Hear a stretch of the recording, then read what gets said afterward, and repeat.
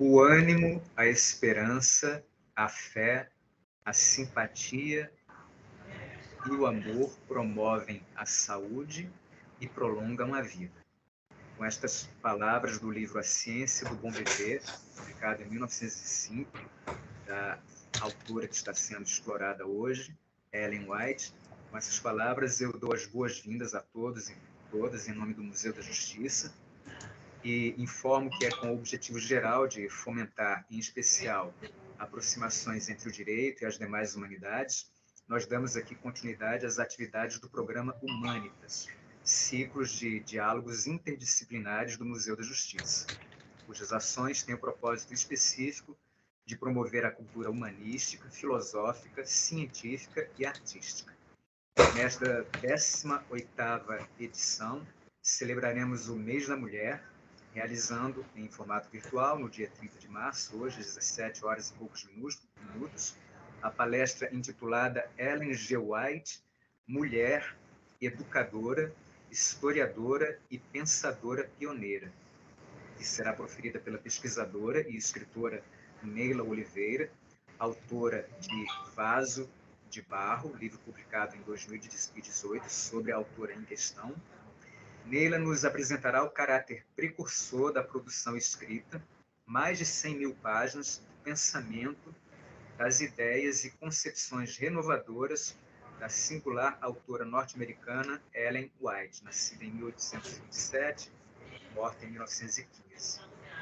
Uma das 100 personalidades mais relevantes do panteão da história dos Estados Unidos da América e uma das escritoras mais traduzidas no mundo. Aliás, pelas informações que eu tenho de quando em quando, né, a autora mais traduzida no mundo, na verdade, em mais de 200 idiomas, cuja obra, escrita em sua maior parte no século XIX, foi antecipatória e profética em campos como educação, saúde, isso mesmo. medicina e psicologia, entre outros. Neila Lourenço Diniz de Oliveira, autora de livros infanto-juvenis, é graduada e licenciada em Letras pela Universidade Metodista de Piracicaba, a Unimep, pós-graduada em Teologia e Estudos Adventistas pelo Centro Universitário Adventista de São Paulo, UNASP, com MBA em Novas Gerações pela mesma instituição. Atualmente está cursando mestrado em Educação, também na UNASP. Trabalha como editora na Casa Publicadora Brasileira há mais de 30 anos. Após sua palestra, a pesquisadora será entrevistada e, na sequência, o público também poderá conversar com a convidada ou lhe direcionar perguntas. Os ciclos Humanitas objetivam difundir e realçar noções ético-humanísticas em apoio ao amplo esclarecimento sociopolítico imprescindível ao exercício democrático da cidadania. O evento conta com o apoio das equipes de produção e do Educativo Museu da Justiça, além da coordenação minha. Sou W.B. Lemos, sou doutor em Literatura Comparada pela UERJ, sou mestre em Literatura Brasileira pela mesma instituição, sou integrante do corpo de instrutores da Escola de Administração Judiciária. Eu informo esses títulos apenas para valorizar a importância que tem a instituição pública no processo de formação, né, de quadros, né, para que atuem na sociedade, na sociedade brasileira. Eu farei a mediação, né, do evento. E, bem, é isso agora. Ditas estas palavras iniciais, eu passo a palavra à nossa convidada, a pesquisadora e escritora Neila Oliveira. Boa tarde, Lemos. Boa tarde a todos que estão nos acompanhando. Um prazer muito grande estar nessa importante, né, plataforma, e especialmente pelas razões que você apresentou, né, de termos essa relevância e termos um público, com certeza, muito interessado em assuntos que têm a ver com a nosso desenvolvimento e, especialmente, no que diz respeito à educação. Eu sou uma apaixonada por essa área, então, estou muito feliz de estar com vocês.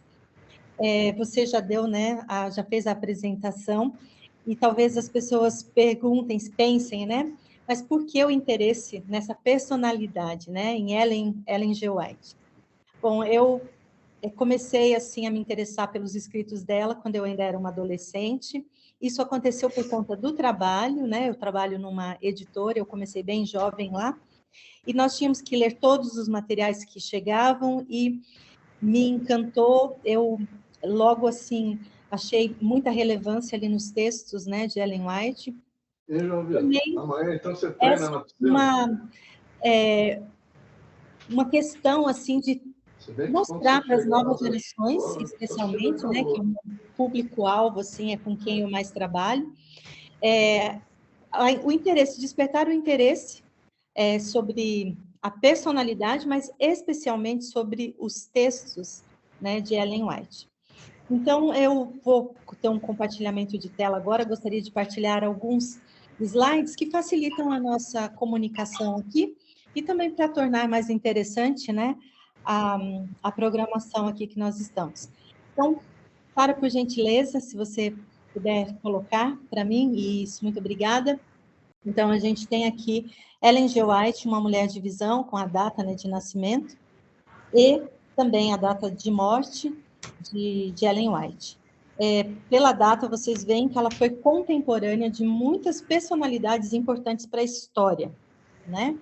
Então, temos aí Darwin, temos Nietzsche, temos Marx, temos vários, Freud, temos vários personagens que foram importantes para a história, né?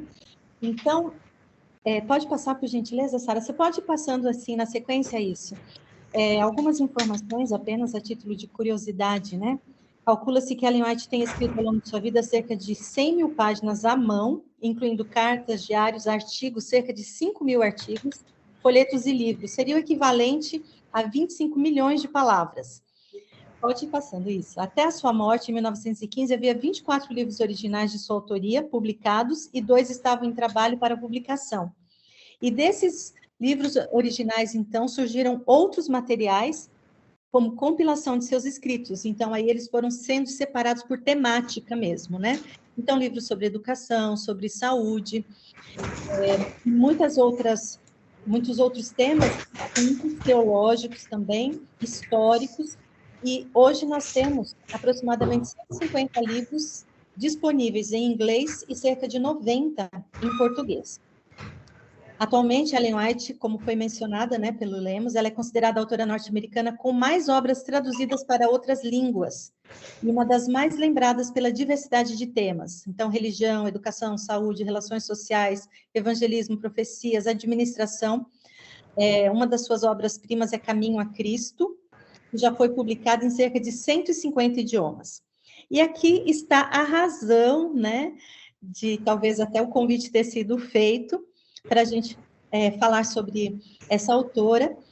Foi este livro, que vocês estão vendo aí em 3 idiomas, né, em português, em espanhol e em francês. Foi uma obra que eu escrevi tendo como público-alvo, tendo em mente, como eu disse no início, os adolescentes, né? Como que você desperta hoje a curiosidade, a vontade em adolescentes para ler obras, que são obras grandes, mas que talvez eles não tenham conhecimento? Uma das formas de se fazer isso é apresentando os autores. A gente sabe que muitas obras que hoje fazem sucesso entre esse público, né, de juvenis e adolescentes, a propaganda é feita entre eles mesmos. Não existe um grande empenho da parte assim, das editoras e dos produtores em divulgar as obras. Acaba que alguns exemplares aí, eles circulam e um vai falando para o outro, e é assim que acontece o interesse. Então, ao escrever esse livro, o interesse era realmente chamar a atenção do público mais jovem, né, para essa autora. Então, como que a história se passa?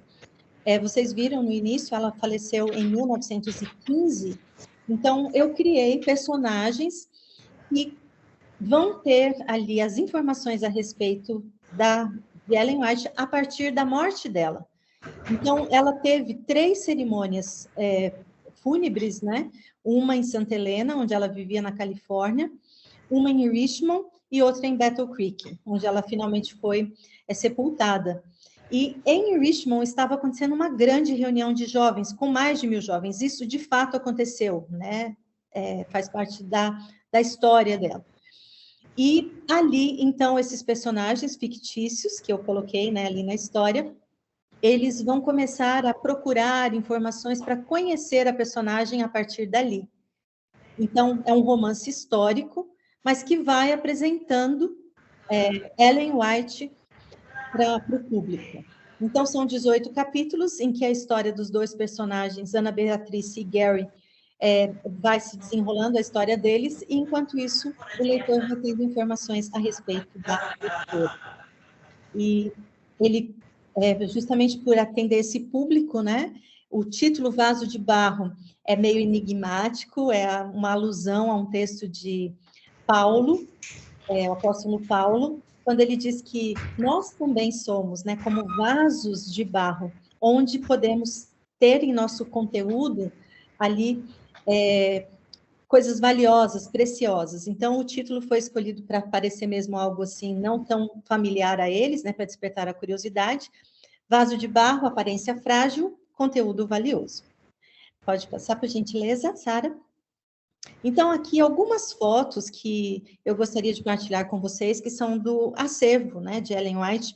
Na verdade, desde a morte dela, existe um departamento específico que nós chamamos de depositários dos escritos, né, de Ellen White, que se chama White State. Então, todo o conteúdo, todas as obras dela são salvaguardados nesse departamento, que fica nos Estados Unidos, a sua sede. E lá eles têm muitas coisas, né? Inclusive as fotos. Então, aqui, apenas algumas fotos para vocês conhecerem. Pode passar, por gentileza.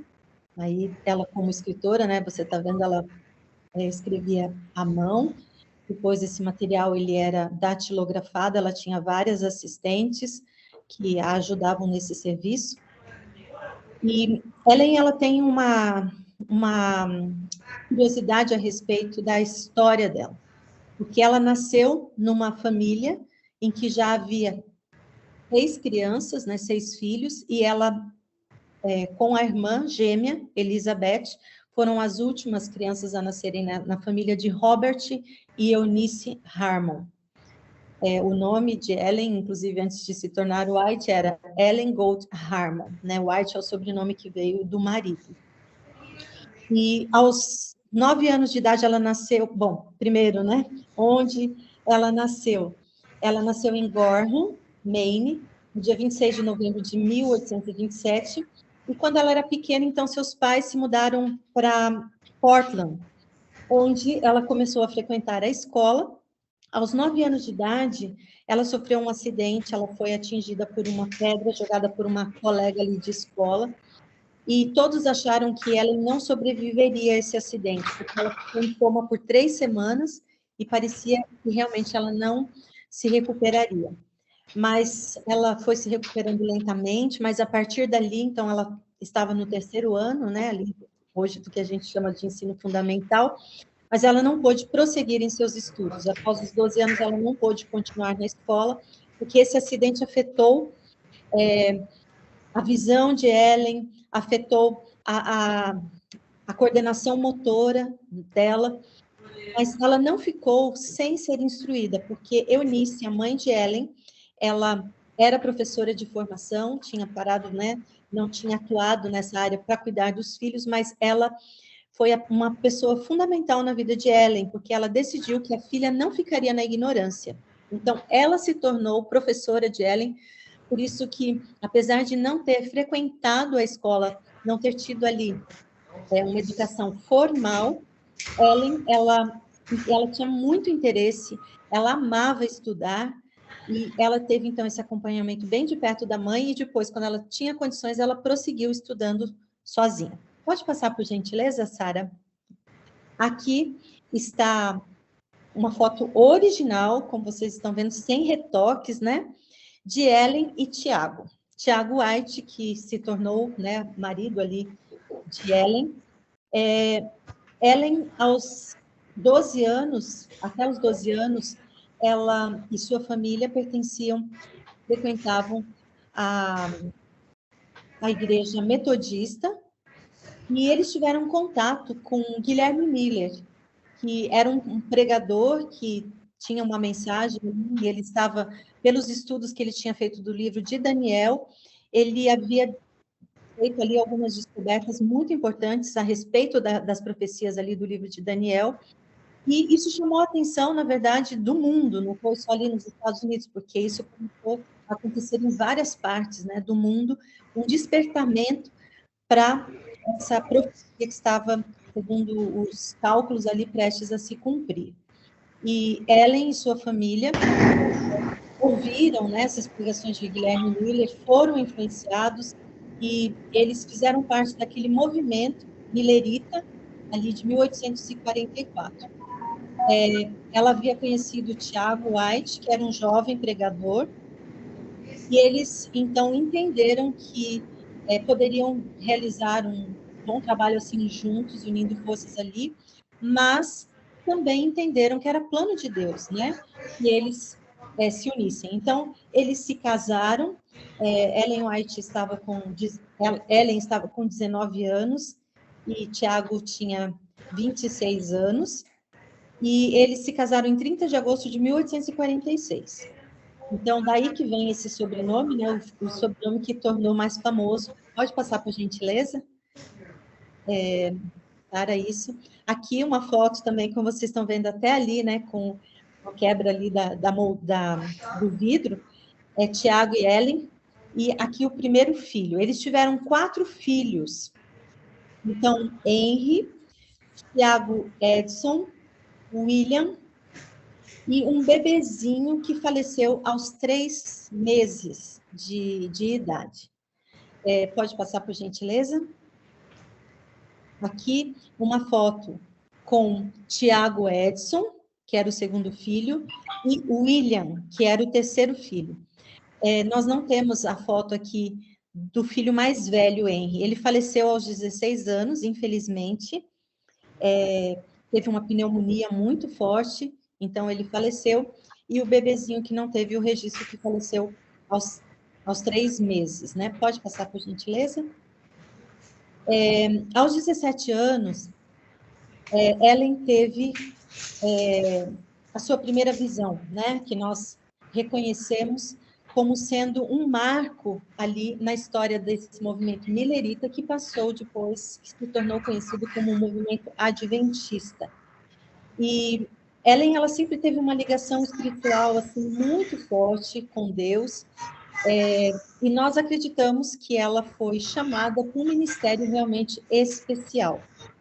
Muitas das coisas que hoje nós lemos nas produções, nas obras de Ellen White, elas só podem ser assim atribuídas realmente a um fator de missão mesmo, né? Porque ela, apesar de ter realmente se empenhado muito em seus estudos, ela tinha, assim, alguns pensamentos e alguns conceitos que eram realmente revolucionários para a sua época. E hoje nós temos a ciência provando, né, muitos desses conceitos. Pode passar, por gentileza? Essa foto é a irmã gêmea de Ellen, né? Elas não eram idênticas, então aí a foto de Ellen com Elizabeth. Pode passar, por gentileza? Essas fotos são mais, assim, curiosidades, né, a respeito aí, porque fazem parte do acervo lá do White State. Então, aqui mais uma foto com uma das irmãs, Harriet, pode passar. Aqui algumas reuniões que eram feitas, né, as grandes campais, que a gente chama, né, onde eram colocadas as tendas. Então, Ellen bem ali ao centro. Observe as crianças perto dela. Eu gosto dessa foto porque as crianças, elas não eram muito valorizadas nessa época, a gente sabe. Mas é interessante que, normalmente, quando tem fotos em grupo, assim, as crianças, elas estão ali à frente, perto de Ellen. E Ellen, ela tinha um cuidado, um olhar muito especial, muito cuidadoso com as crianças. E a gente vai ver daqui a pouquinho, um pouquinho mais sobre isso, né? Por que ela tinha esse interesse, esse olhar, e as crianças gostavam de estar perto de Ellen.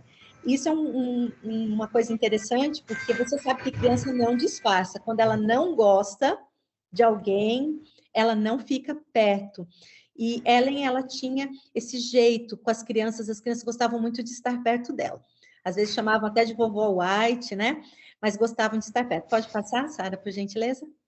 Aqui mais uma, olha de novo as crianças ali, ó. Estão vendo?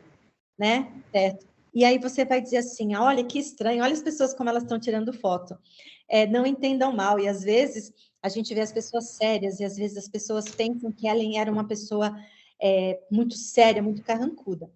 Imaginem vocês o trabalho que dava para tirar uma foto ali, né? No século, ali finzinho do século XIX, né? Imagina, era muito trabalho. Então, as pessoas, elas tinham que ficar paradas, elas não podiam ficar sorrindo, e isso era interpretado como falta de respeito, porque com o profissional, né, que estava ali tirando a foto. Então, a gente vê um leve sorrisinho ali, né?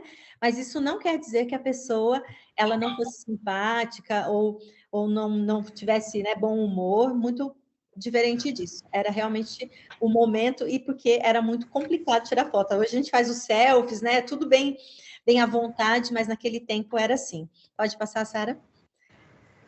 Aqui mais uma foto, uma das fotos já com Ellen, já de mais idade, né? Aqui, ao lado dela está o William e a segunda esposa de William, porque a primeira faleceu quando eles estavam na Europa. Pode passar? Ali ela com os netinhos. Aqui, eu quero mostrar essa foto porque ela mostra esse aspecto do bom humor de Ellen, né? Ellen, ela morou um tempo na Austrália e enquanto eles moravam lá, cada lugar que eles moravam, ela gostava de dar nome às casas.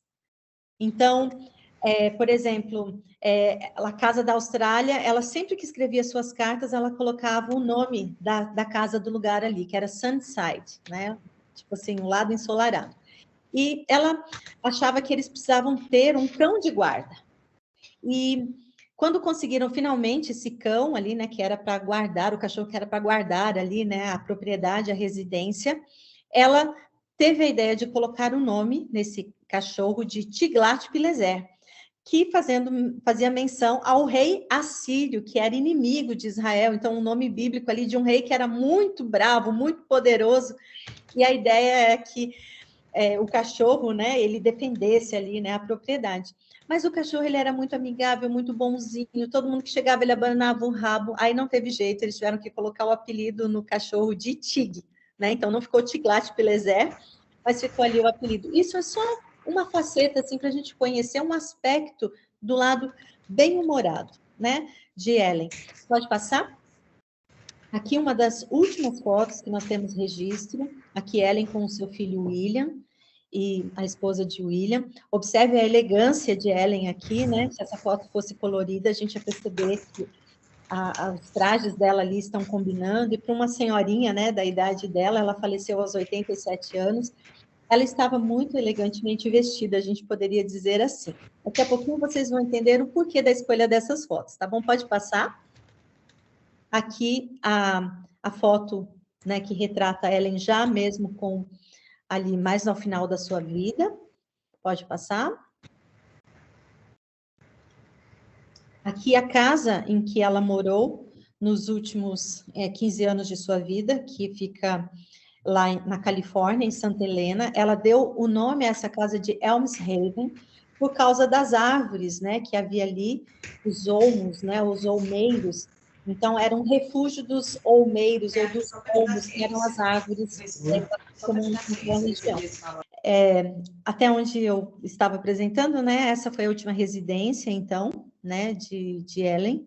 Eu disse que na foto nós podemos ver ela ali acamada, porque em fevereiro de 1915 ela sofreu um acidente e quebrou o fêmur, então ela ficou acamada até sua morte, que aconteceu em julho de 1915.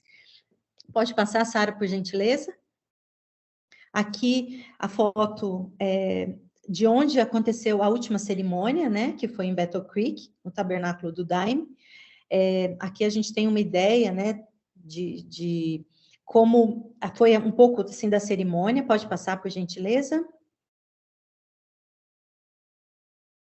que nós vamos ter, eu acho que a foto, isso, aqui em Oak Hill, que foi lá em Battle Creek, onde ela foi sepultada junto aos outros membros da família, incluindo ali os 2 filhos e o marido, Tiago White.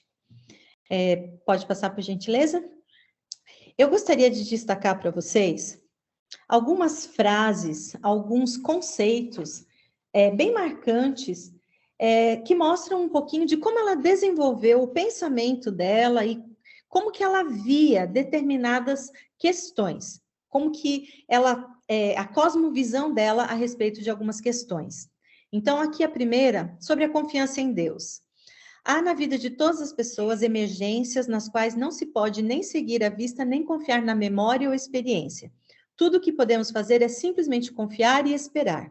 Honramos a Deus quando confiamos nele, pois ele é nosso Pai Celestial. Pode passar? A respeito, por exemplo, da felicidade. Olha como que ela encarava a felicidade. Eu não espero o fim para desfrutar toda a felicidade. Eu desfruto felicidade enquanto vou caminhando. Não obstante ter provas e aflições, olho para Jesus. É nas situações difíceis, árduas, que ele está bem ao nosso lado e podemos comungar com ele, depor todos os nossos fardos sobre o portador de fardos e dizer: Ei, Senhor, não posso mais levar esses fardos. Se nós fôssemos assim entrar um pouco mais em detalhes da vida de Ellen, nós íamos perceber que foi uma vida muito difícil, especialmente por essa responsabilidade que ela tinha e que ela assumia de ser uma mãe em Israel, vamos dizer assim, de ser uma pessoa que estava pronta, né, a transmitir as mensagens divinas, e especialmente no que diz respeito a quem ela representava para a sua comunidade ali, e para a comunidade também adventista de uma forma geral. Pode passar? Vamos ver ali o próximo. Aqui, a respeito de educação de filhos. Veja só, se isso nos lembra alguma coisa, ou se remete aos nossos tempos, né? Dizem algumas mães, meus filhos me atrapalham quando procuram ajudar-me. Assim faziam os meus, mas vocês supõem que eu permitia que eles o soubessem? Elogiem seus filhos, ensinem-nos mandamento sobre mandamento, regra sobre regra. Isto é melhor que ler novelas, que fazer visitas, que seguir as modas do mundo. Ou seja, na época dela, ela já estava chamando as mulheres a assumirem uma postura ativa, né, interativa ali com os filhos, não ficarem, né, se dispersando, né, o tempo com coisas que não poderiam ajudar, enquanto os filhos estavam ali precisando tanto, né, de orientação e da companhia das mães. Oração dos pais. Quando os pais orarem e tentarem lidar da maneira mais sábia com seus filhos, anjos celestiais trabalharão em seu favor. A gente vê que essa questão espiritual era muito forte para Ellen, né? E nenhum conselho que ela deu, ela não deixou de aplicar para si mesma e para sua família, né? Pode passar? O próprio sofrimento, né? Como eu disse, uma mãe que perde 2 filhos, que ficou prematuramente viúva, né? O marido de Ellen morreu antes dos 60 anos. Então, como que ela lidava, como que ela enxergava essa questão do sofrimento? Ela disse o seguinte: mas em tudo isso houve um lado positivo. Meu Salvador parecia estar bem perto de mim, eu sentia sua santa presença em meu coração e ficava agradecida. Esses meses de sofrimento foram os meses mais felizes de minha vida por causa da companhia de meu Salvador. Compreendi que, qual fios de ouro, coisas preciosas haviam se entretecido em todas essas penosas experiências. Hoje a gente ouve muito, né? Que o sofrimento, ele é um professor. Quantas coisas que a gente não aprende de formas mais fáceis, mais tranquilas, a gente acaba aprendendo pelo sofrimento, quando a gente sabe tirar proveito disso, né? Pode passar, Sara? Roupas, olha isso, olha que interessante, né? Para a época dela, sigam costumes no vestir até onde eles se conformem com os princípios de saúde. Olha que interessante isso, que visão, né, diferenciada. Vistam-se nossas irmãs com simplicidade, como muitas fazem, tendo as vestes de material bom e durável, ou seja, a economia, né? Procurem ser econômicos, né? No vestir, usem materiais bons, duráveis, apropriado para esta época, e não permitam que a questão do vestuário lhes encha a mente, quer dizer que isso é uma coisa que você está mais preocupado com aquilo e deixando outras. O bom senso. Deus quer que todos nós sejamos sensatos e deseja que raciocinemos movidos pelo bom senso. As circunstâncias alteram as condições.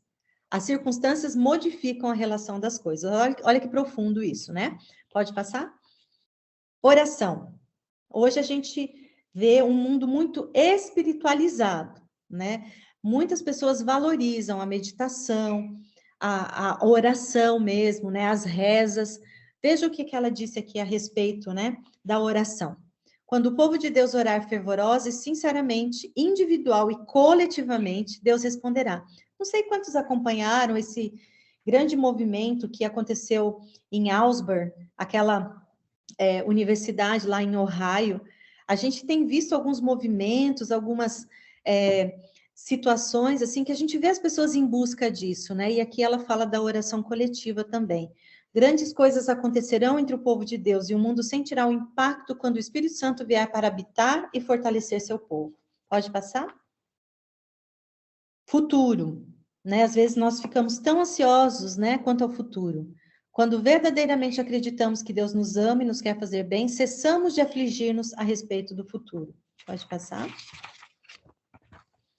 Um dos textos mais apreciados, né, de Ellen, e também se tornou um dos meus mais apreciados. Veja o que diz aqui. Conte sempre ao Senhor acerca de suas necessidades, alegrias, tristezas, cuidados e temores. Você não conseguirá sobrecarregá-lo, não poderá cansar. Coisa alguma é muito grande para ele, pois sustenta os mundos e dirige o universo. Nada do que de algum modo se relacione com a nossa paz é tão insignificante que ele deixe de observar.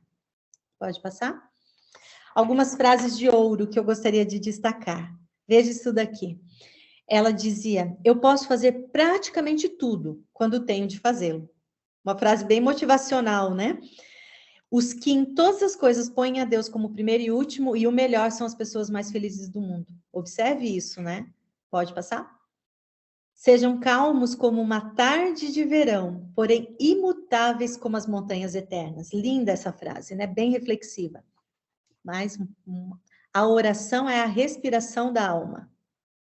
Pode passar? Se os pensamentos forem corretos, então, como resultado, as palavras também serão corretas. Parece esses textos, né, de filósofos, né? A hora da necessidade do homem é a oportunidade de Deus. Tem mais um bloco aqui. Não nos tornemos, pois, infelizes por causa dos fardos de amanhã. Ou seja, basta cada dia o seu mal, né? O segredo do êxito está na união do poder divino com o esforço humano. Não fique esperando que Deus faça tudo, ele espera que você faça alguma coisa, faça a sua parte. Se consagrarmos a vida a seu serviço, nunca chegaremos a situações para as quais Deus não haja feito provisão. Pela vida dos seguidores de Cristo, o mundo julgará o Salvador. É aquela questão, né? Você talvez seja a única carta a respeito de Jesus que as pessoas vão ler. As palavras bondosas no lar são como benditos raios solares. Depois que minha caneta e minha mão não puderem mais ser ouvidas, então meus escritos falarão. A gente fecha com essa daí, né? Então, eu creio que aqui, Lemos, foi só assim para a gente ter uma familiaridade um pouco maior com essa personalidade, com Ellen White, para que a gente tenha agora, quem sabe, um diálogo aí, em que a gente possa explorar um pouco mais e, quem sabe, os interesses, né, mais específicos a respeito dessa figura que foi tão importante e que continua sendo. Ótimo, muito grato, Leila, por suas palavras, por sua fala, pelo entusiasmo dela. Nós podemos ter aqui, então, a apresentação de um panorama histórico, biográfico, né, informações e material visual, né, que, digamos assim, humaniza, né, essa personalidade, né, de grande relevância, né, tanto aqui na América quanto na Europa, né.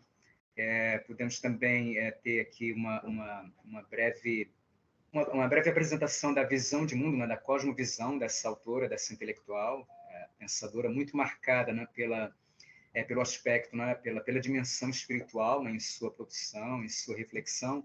E enquanto você falava, né, alguns dos trechos, né, da obra dela falando sobre a importância da oração, eu me lembro de uma descoberta que eu fiz recentemente, né, a neurociência, né, ela tem divulgado a seguinte informação, né, mais recente, né, de que tanto a meditação, se você dedica 14 minutos de meditação ou 14 minutos de oração do seu dia, se reserva um momento especial, né, para ter, digamos assim, essa experiência espiritual, né, seja a meditação ou seja a oração, isso promove alterações nas estruturas neurais mesmo. Então, isso repercute em bem-estar físico, emocional, mental, né? Isso é uma comprovação bastante recente, né, da neurociência, da ciência contemporânea, né? Então, dando o aval para essas percepções, né, para a percepção da importância da experiência espiritual, né, na vivência humana, né? A importância de desenvolver esse aspecto, né, essa dimensão da personalidade humana, né? Então, agora, após essa apresentação, né, nós podemos conversar, então, sobre alguns dos temas, assim, temas mais específicos relacionados à obra dela, e eu começo te perguntando, né, nós estamos aqui, estou aqui com uma pesquisadora, uma autora, né, o Museu da Justiça consagrou, né, esse mês, né, é o mês da mulher, em função do Dia Internacional da Mulher, e temos, então, aqui uma autora, uma mulher, falando sobre a relevância do pensamento, da produção intelectual, reflexiva, né, de uma mulher. E nesse contexto, né, alguém que viveu no século XIX, né, uma mulher que escreveu, né, nesse período, né, sob circunstâncias, né, sociais bastante específicas, né, eu gostaria que você falasse um pouco sobre esse aspecto, né, essa mulher no século XIX tendo tanto destaque, né, tanto relevo, né, um reconhecimento internacional, né, uma produção vasta em tantos campos do conhecimento, né? Então, nesse contexto, né, de valorização da mulher, né?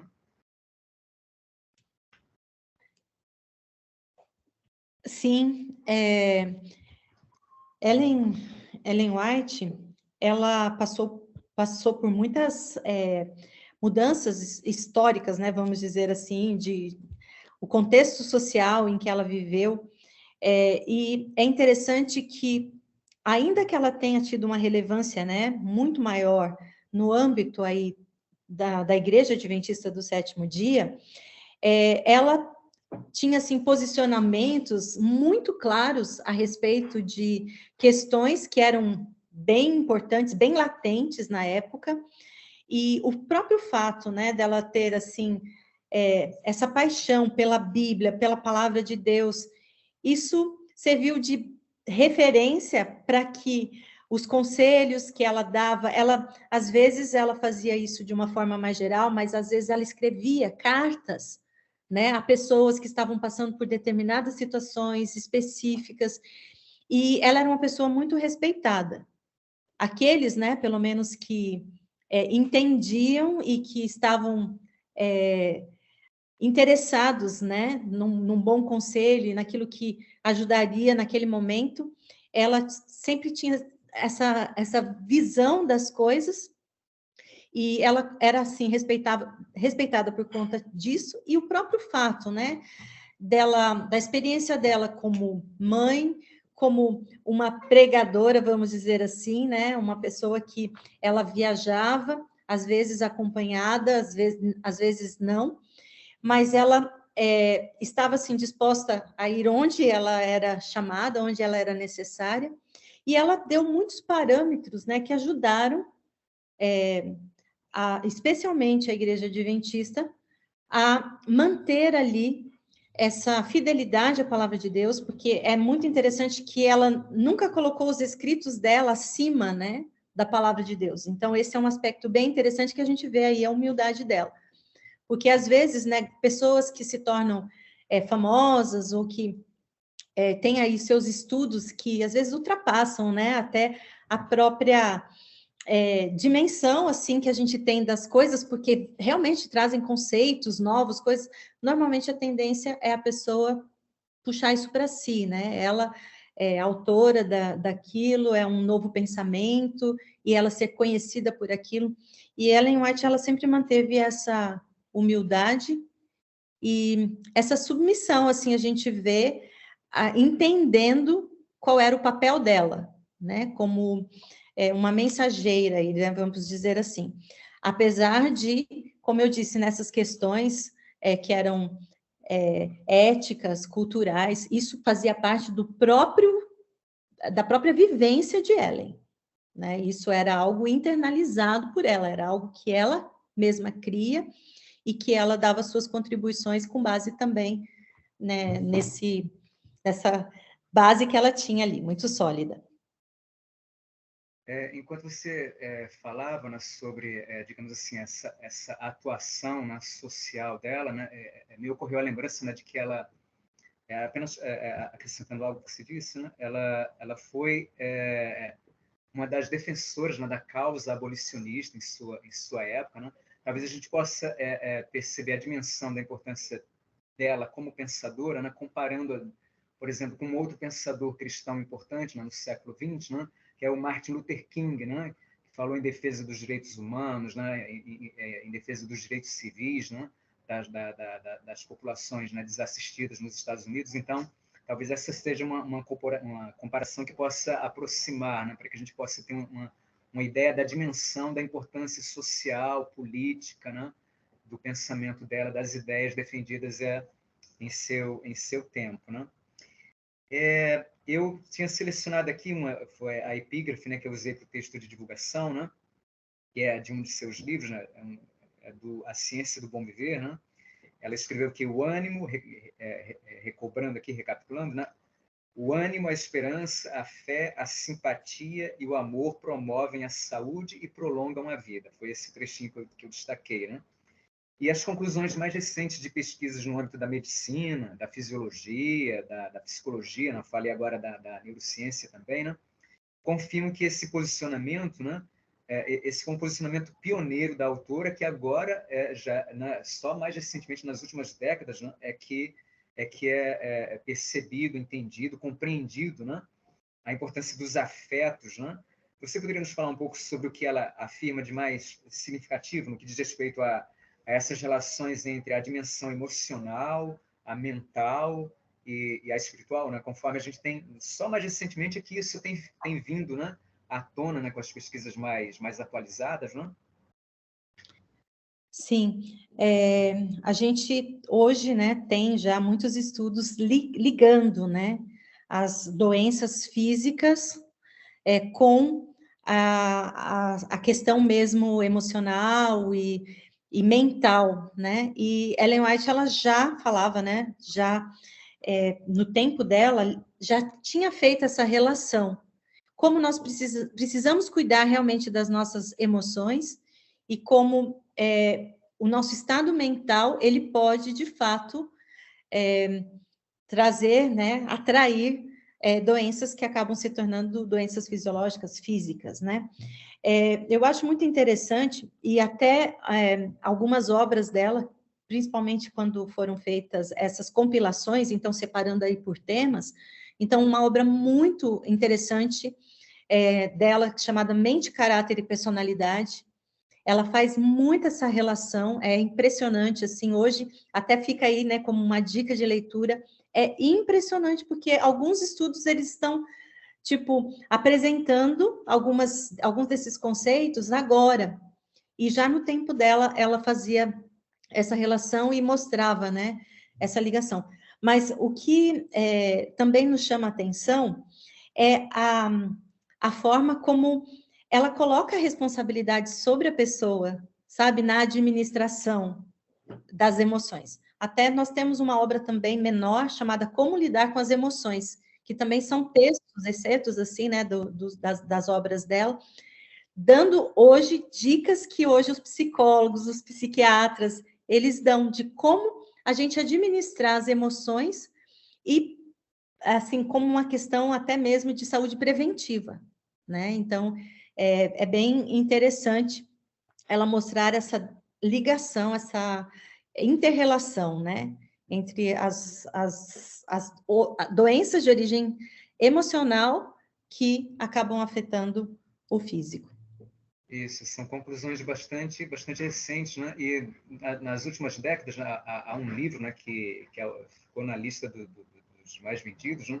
Que é o Inteligência Emocional, né? Acho que é Goleman o nome do Daniel Goleman, isso. Daniel Goleman, né? E, na verdade, isso tudo já estava antecipado na escrita dessa autora. Né? talvez até com, assim, de modo precursor e com bastante consistência, né? Você falou em dicas de leitura, então fica aí a lembrança na mente, caráter e personalidade. E eu peço para que a Sara, eu tinha selecionado aqui 2 links, né? Você mencionou que são 90 das obras, 90 livros dela, né, estão traduzidos para o português, e há um portal, né, um site que tem esse material todo, que é o Centro White de Pesquisa. Né? Eu selecionei os 2 links e a maior parte da obra dela está disponível, né, para acesso gratuito, né, em PDF, então vocês podem procurar esses livros mencionados pela Neila, entre vários outros livros. A obra dela está disponível, né, em língua portuguesa. Quem desejar ler em inglês também tem o State, né, White State, isso. White State, né, em inglês também, mas temos aqui a obra dela traduzida em português e totalmente disponível aí para quem tiver curiosidade, quem desejar se aprofundar, ler algumas das obras mencionadas aqui. Então, em uma época em que a ciência médica, né, acreditava que o uso do tabaco, né, era benéfico à saúde humana, o que Ellen White afirmou de modo precursor, né? E a gente pode ver, né, que em outras considerações dela, no campo da saúde, do bem-estar humano, né, ela se antecipou a descobertas e percepções bastante posteriores, né, muito recentes, né, nessas áreas. O que você nos diz a esse respeito, né? Ela, por exemplo, ela defendia, né, aquilo que ela designava como os 8 remédios naturais. Né? Você pode falar um pouco sobre isso para a gente, né? É bem interessante, né, essa questão do fumo, porque no tempo ali de Ellen White, a medicina acreditava que as doenças respiratórias, elas na verdade poderiam ser curadas com o uso do fumo, porque talvez aquecendo ali os pulmões e tal. Essa era a ideia que se tinha, né, a medicina tinha na época. E ela foi uma questão que ela levantou assim, que na verdade ia na contramão do que se acreditava na época, porque ela já falava, né, dos malefícios do fumo, dos efeitos disso sobre o corpo, e quero só destacar aqui, olha, algumas coisas que hoje a medicina já comprova e até, assim, não muito tempo atrás, né, o cigarro, ele era assim, divulgado, era feito propaganda, era uma coisa de status, né? A gente pode lembrar que há algumas décadas, né, isso chegou aqui ao Brasil também, né, mas em especial nos Estados Unidos, né, os médicos participavam das campanhas publicitárias, recomendando, né, o uso do cigarro, né, uma coisa assim, né? E hoje a gente pega, eu tenho uma amiga que é fumante, né? Eu peguei uma embalagem de cigarro, né, nesses dias, eu fiquei muito impressionado, quase não tem espaço para o nome da marca. A embalagem é toda tomada por advertência. Né? Exato, eles são obrigados tantos hoje. males, né? Que eu já fazia um tempo que eu não vi, eu fiquei até assustado, né? E eles são hoje obrigados, mesmo, né, a e colocar. usavam crianças, né, na publicidade até, inclusive, se não me engano. Acho que sim, acho que cheguei a ver algo assim também. Sim, e ela já alertava, né, que não importa a forma que o fumo era usado, né, o tabaco ali, porque tinha também a questão de, às vezes, mastigar, né, ela dizia que não importava a forma que aquilo era consumido, que o fumo é um veneno lento, foi a expressão que ela usou. E perigoso, né, que os efeitos são mais difíceis de erradicar do organismo do que a bebida. E ela já fez essa associação, e tem alguns estudos hoje que mostram isso, a associação por causa do vício, né, que um vício às vezes está associado ao outro. Então, na época dela, imagina, ela já falava, né, que era muito perigoso e levantava algumas questões, né? Uma delas é que o vício ali, o uso do fumo, afetava diretamente o sistema nervoso. E olha, são coisas que a gente tá vendo hoje, né? E ela dizia que era de forma mais poderosa do que o álcool. Então, que era um vício muito mais difícil de vencer. E a gente vê as pessoas, né, que lamentavelmente ainda estão lutando, né, contra o vício do cigarro e tal, elas assumem isso, que é muito difícil vencer, né, que precisa de muita força de vontade Você me lembrou, perdão te interromper, mas é que a sua fala está me lembrando informações assim preciosas, digamos assim. O Drauzio Varela, um médico, não dos médicos brasileiros mais célebres, o autor de Carandiru, ele escreveu no livro, né, Carandiru, né? Estação Carandiru ou Carandiru, o título agora, me foge da memória. Ele disse, ele trabalhou lá durante anos e anos, né? Ele dizia que ele via pessoas deixando de fazer uso do crack, mas não conseguiam deixar de fazer uso do cigarro. Ele diz isso, né? Afirma categoricamente isso, na experiência que ele teve, né? Lidando com pacientes, né? Então, é muito impressionante isso, né? Sim, muito interessante, né? Porque, como você falou, é um médico super conceituado, né? Um oncologista, né, inclusive, né? Exato. E outra questão, né, que ela já havia afirmado na época, como que o fumo, ele fazia baixar a resistência do organismo, faz baixar, né, a resistência do organismo. Então, alguns conceitos que hoje, então, baixa a resistência do organismo, a questão de afetar a saúde dos filhos, então, mães fumantes, a questão de como os bebês, eles têm um desenvolvimento realmente prejudicado por causa do fumo, ela já tinha falado disso, diminui a resistência física. Pode ver que dificilmente você vai ver um atleta que fume, não tem como, é totalmente incompatível, né? Você praticar esportes e manter o hábito aí, o vício do fumo. Também ela dizia que, além de prejudicar o desenvolvimento do corpo, entorpecia a mente. Ela falava sobre a questão de, às vezes, dentro de casa, né, as crianças e as mulheres, né, ali que eram prejudicadas por causa daquela atmosfera contaminada pela fumaça. Aqui no Brasil, especialmente, nós temos vantagem nisso. Depois, né, dessas novas leis e regras, até por uma questão de convivência social, hoje há espaços para fumantes. Então, mas antes, você estava no restaurante, se havia pessoas fumando, você inalava aquela fumaça, você era um fumante passivo, né, que eles chamam. Ela já havia chamado atenção para isso. Às vezes, o ambiente em casa, né, a fumaça ali, que eram usados os cachimbos, né, e como isso adoecia, inclusive, as pessoas ali do ambiente. A questão do pulmão das crianças, né, como que isso afetava. Então, ela fez assim advertências bem sérias e falava, inclusive, dos efeitos sobre o cérebro, o coração, a pele, o fígado, os pulmões, né, que não precisa nem falar, né? Então, é muito interessante porque ela está vindo na contramão do que se praticava, do que se acreditava na época. E hoje a ciência vem e mostra, né, que ela estava certa. Sobre os 8 remédios naturais que você falou, hoje a gente vê a medicina, ela fala, talvez não ligando esses 8 remédios, mas normalmente quando, especialmente os médicos de estilo de vida, né, ou quando se trata de saúde preventiva, a gente vê a valorização desses remédios. Eu não sei se os nossos amigos que estão nos acompanhando sabem quais são esses 8 remédios, mas eu queria falar aqui, assim, porque talvez alguns já estejam fazendo uso desses remédios, outros talvez ainda nem saibam, né? Mas são coisas muito simples, são gratuitos, né? Porque estão à nossa disposição. Então, o primeiro é a alimentação saudável. A gente hoje vê um esforço muito grande, especialmente na medicina preventiva, né? A alimentação saudável. Água, né? Ingerir bastante água, ingestão de água, ar puro, e a gente sabe que as pessoas que vivem em cidades, em lugares onde o ar é mais puro, elas têm uma qualidade de vida muito melhor. Luz solar, olha aí, vitamina D, né? Agora todo mundo, não, olha, todo mundo com déficit de vitamina D.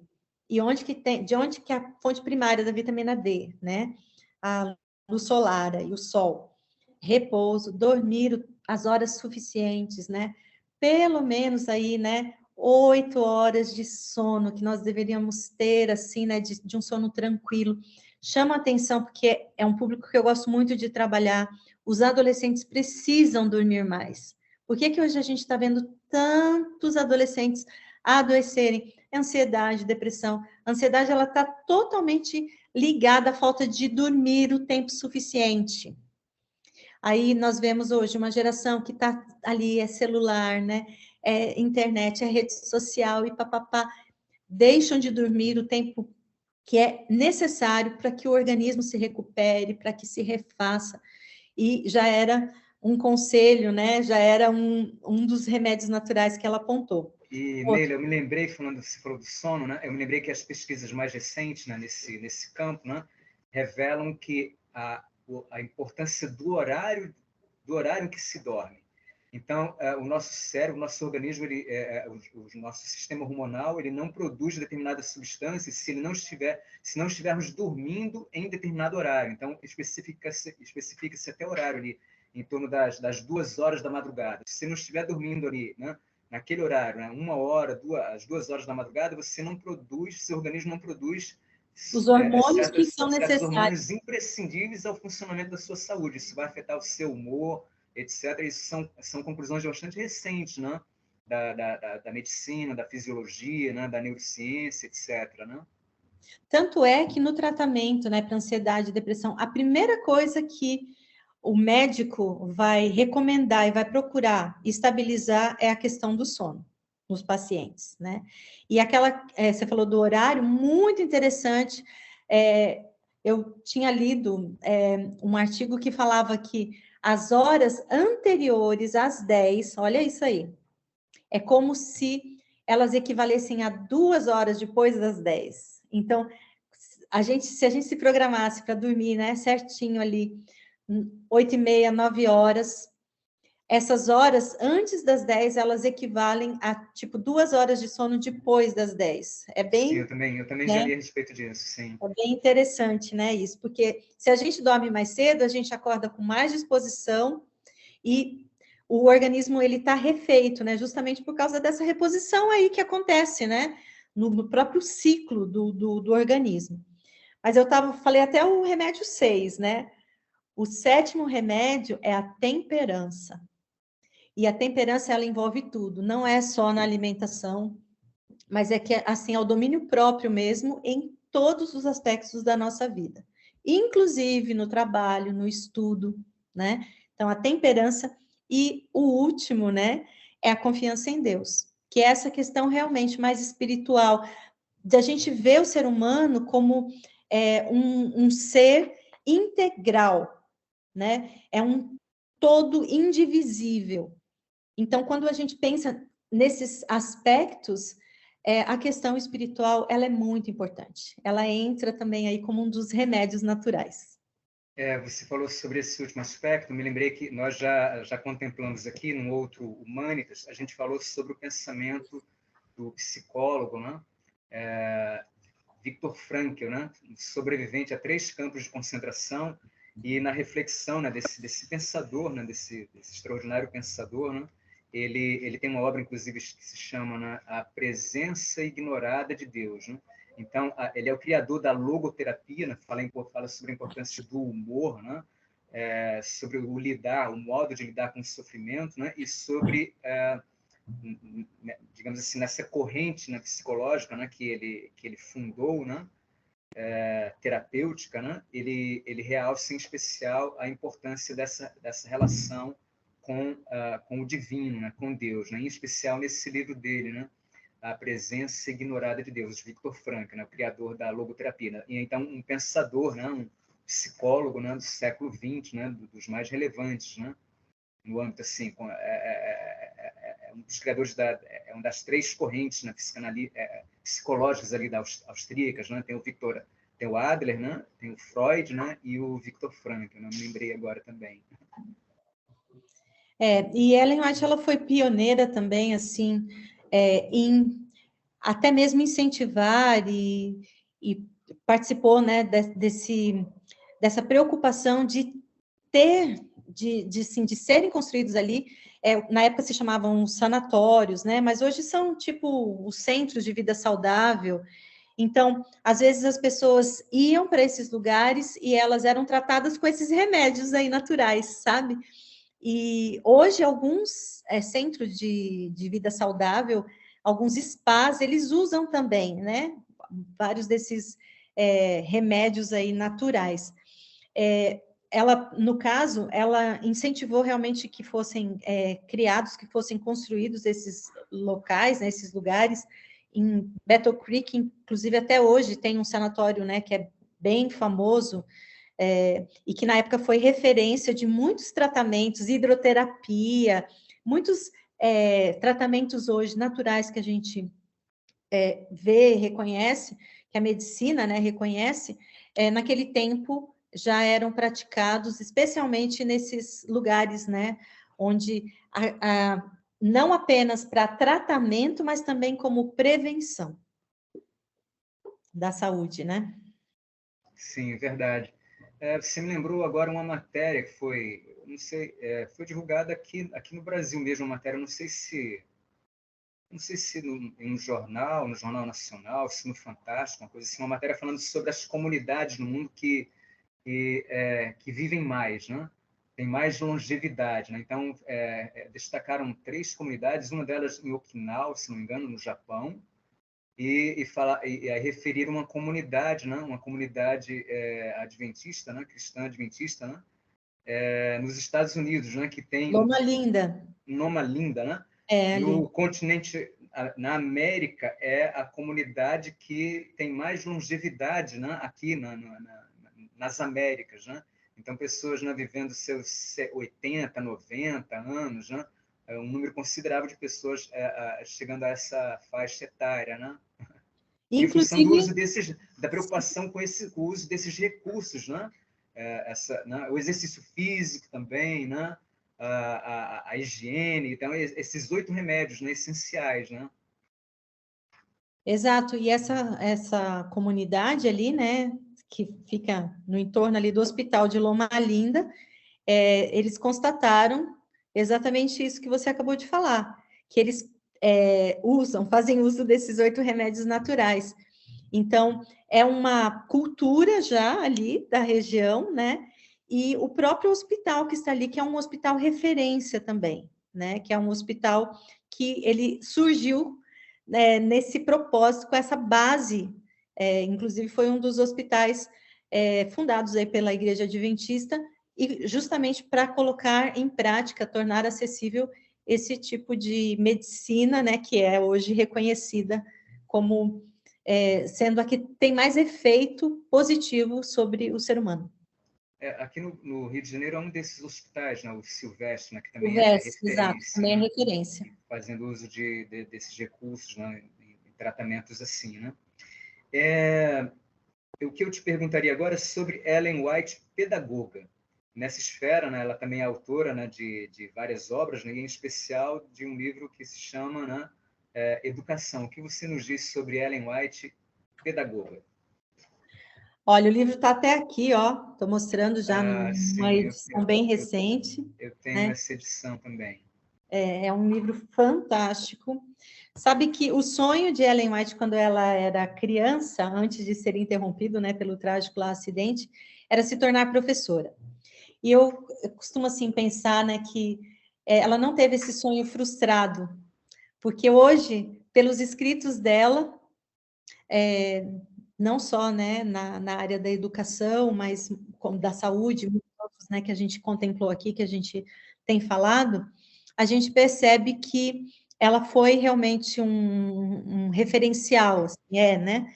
E hoje, quando a gente também pesquisa, vai ver esses pedagogos e os produtores, né, de conteúdos, aqueles que estudam a ciência mesmo da educação, a gente vê muita proximidade, né? Acaba atraindo, vem para alguns pontos que eles são fundamentais e que ela, no tempo dela, já havia levantado. Do próprio livro aqui, Educação, tem, assim, pelo menos 4 aspectos, né, que Ellen levanta como sendo fundamentais para a verdadeira educação. 4 princípios, né? 4 aspectos essenciais. O primeiro desses aspectos inclui uma ênfase sobre o mundo natural. Aprender sobre Deus por meio da natureza. Seriam as matérias aí, né? Biologia, as ciências, né? De forma geral, química, você aprender por meio da natureza. Eu li recentemente um artigo falando de o déficit de natureza nas crianças, como isso tem, assim, atrapalhado o desenvolvimento delas, que crianças que são educadas e que têm contato com a natureza, elas aprendem muito mais fácil, elas, assim, o processo cognitivo delas é diferenciado. E eu achei interessante porque, veja, chamando atenção para isso, né? A criança em meio à natureza e como aprender, né, por meio da natureza. Então, Ellen White, ela destaca que quando as pessoas, elas aprendem como Deus trabalha na natureza, elas são mais capazes de ver também como Ele pode trabalhar na nossa vida. O segundo aspecto que ela destaca, e aí talvez, né, a gente teria, assim, um pouco de resistência, porque você precisa de fé, realmente, é a integração de fé e ensino, né, que a gente chama. É o uso da Bíblia mesmo, os princípios bíblicos, né, o uso da palavra de Deus como um tesouro ali, rico, né, em recursos infinitos, que nenhum outro livro pode se igualar em utilidade. Então, essa questão da cultura mental e espiritual, né, como a gente já falou, já mencionou aqui, que hoje a gente percebe que está, assim, sendo perdido, porque não é só uma questão espiritual, é uma questão de você desenvolver pensamento crítico, você tomar tempo para refletir sobre as coisas. A gente está vivendo hoje numa sociedade que é tudo instantâneo, é tudo muito rápido, a gente não tem mais aquele tempo de reflexão. E as crianças, especialmente, elas estão perdendo, né, essa experiência, porque já nascem num mundo de muito estímulo, de coisas que tem, assim, tem que ter um resultado muito rápido, e elas acabam não tendo, né? Isso tem que ser uma coisa, assim, consciente, tem que ser uma coisa que os educadores, eles precisam buscar e implantar isso, né, na rotina da criança, porque, em princípio, isso deveria começar em casa. E a escola, ela, na verdade, deve ser uma continuação, né, deve ser uma parceira do lar. Então, a gente vê que, como essa reflexão ela já não está acontecendo mais em casa, nas famílias e tal, também acaba dificultando na escola. O terceiro aspecto, né, que ela levanta aqui, nessa obra, Educação, é a cultura física. Então, é você compreender mesmo o funcionamento do corpo, as leis de saúde, né? Para você chegar a um estilo de vida equilibrado. Então, aí volta, né, de novo, essa questão do ser humano como um ser integral. Ela enfatizou que, longe, né, de ser um empecilho, a atividade física é um recurso para a vida. E que os jovens devem ser levados a ver a verdadeira dignidade do trabalho. Ela até acrescenta isso, porque ela era uma defensora de que houvesse nas escolas um momento ali para atividades manuais, sabe, para aprender alguma profissão, alguma função. Nas escolas do passado havia muito disso, né? Tinha aquelas atividades que eram necessárias, assim, que todos conhecessem, que todos soubessem, né? Havia até uma divisão de atividades, não, uma menina precisa saber isso e aquilo, porque o dia que ela, tipo assim, for independente, tiver a vida dela, e os rapazes, né, que precisavam aprender algumas coisas, hoje a gente vê muito mais facilidade nesse aspecto, de entender a necessidade, mas a gente vê pouca procura, pouca busca por isso. No máximo, hoje nas escolas, o que tem, assim, de atividade física, alguma coisa? O momento da educação física, que às vezes, né, é só ali o quê? Uma meia hora, 40 minutos. Então, eu vejo, agora, né, no mestrado que eu estou fazendo em educação, se fala muito da educação integral, essa de período integral. E, para mim, isso nada mais é do que esse pensamento que já havia, né, no tempo ali de Ellen White, que ela tinha muito, assim, muita disposição que as pessoas entendessem e procurassem praticar, porque imagine, uma criança que fica na escola das 7h30 às 4h30 da tarde, por exemplo. Como que ela vai receber uma educação integral? O que está envolvido nisso? Então, quando a gente pensa no conceito, ele é muito interessante, mas que isso não seja assim um assistencialismo, que a criança fique ali apenas para que os pais tenham mais liberdade para o trabalho e tal. Não, mas que esse tempo fosse de fato aproveitado pensando na contemplação de todos esses aspectos, né? E o último aspecto que eu diria que ela destaca aqui é a questão da edificação do caráter mesmo. Então, ela até, olha, eu gostaria de ler aqui um trechinho, né, que eu selecionei aqui do livro. Veja só o que ela diz aqui. A verdadeira educação não desconhece o valor dos conhecimentos científicos ou aquisições literárias. Ela não está desprezando isso de forma alguma. Mas acima da instrução, aprecia a capacidade. Acima da capacidade, a bondade. E acima das aquisições intelectuais, o caráter. O mundo não necessita tanto de homens de grande intelecto como de nobre caráter. Necessita de pessoas cuja habilidade seja dirigida por princípios firmes. Então, você vê como que pode, né? Um texto que foi escrito há tanto tempo atrás e hoje a gente vivendo essa realidade. O que mais é necessário? Ela não despreza, preste atenção, ela não despreza essa aquisição intelectual que a gente precisa, né? De você conhecer, de você ter conhecimentos, especialmente na área científica, né? Ela não despreza de forma alguma a ciência. Mas a verdadeira ciência também, ela diz, contempla todos esses aspectos, né? Você me lembrou me trouxe duas lembranças. Já, antes de mencionar, a Edilene aqui está falando, né, sobre a época em que ela estudou, né? Artes industriais no colégio, né? Então, aprendíamos a manusear vários materiais, né? Várias matérias, né? E, inclusive, aprendia-se marcenaria, por exemplo, né? Então, o que você me disse, esses princípios, né, fundamentais, né, que ela propunha, né, teóricos e práticos, teórico-práticos, né, me lembra as várias escolas pedagógicas que foram surgindo, né, no século XX, né, e que realçaram a importância, né, do aluno, né, do aprendiz, né, da criança, do adolescente, o jovem, né, não passar apenas por um aprendizado puramente mental ou intelectual, mas a importância de manter contato com o espaço, com matérias, de ir à natureza, né, de manusear, né, na prática, né, aquilo que estava sendo descrito, né, teoricamente. Né? As várias escolas, né, as várias escolas pedagógicas, né, mais modernas, mais contemporâneas, né, realçam essa importância, né? A importância desses aspectos, né? E você falou, ela realça o aspecto do caráter, né? Então, eu me lembrei do que aconteceu no século XX, né? Então, a gente vê uma das nações, né? A nação alemã, né? Uma das mais cultas, né? Mais, né? Eruditas, né? Que realizou assim um número considerável, né? De aquisições, né, no âmbito da literatura, das artes, da ciência, da técnica, né, e em função de homens, né, que não foram preparados para lidar com o conhecimento, né, com uma associação com valores éticos, né, isso levou aos campos de concentração, né, o cientificismo, né, então a técnica pela técnica, então não importa, nós vamos alcançar determinados fins, não importam os meios, né? Então isso já existia essa preocupação, né, na reflexão dessa pensadora, a preocupação com a ética, com os valores, com o caráter, né, com essa dimensão humana, né?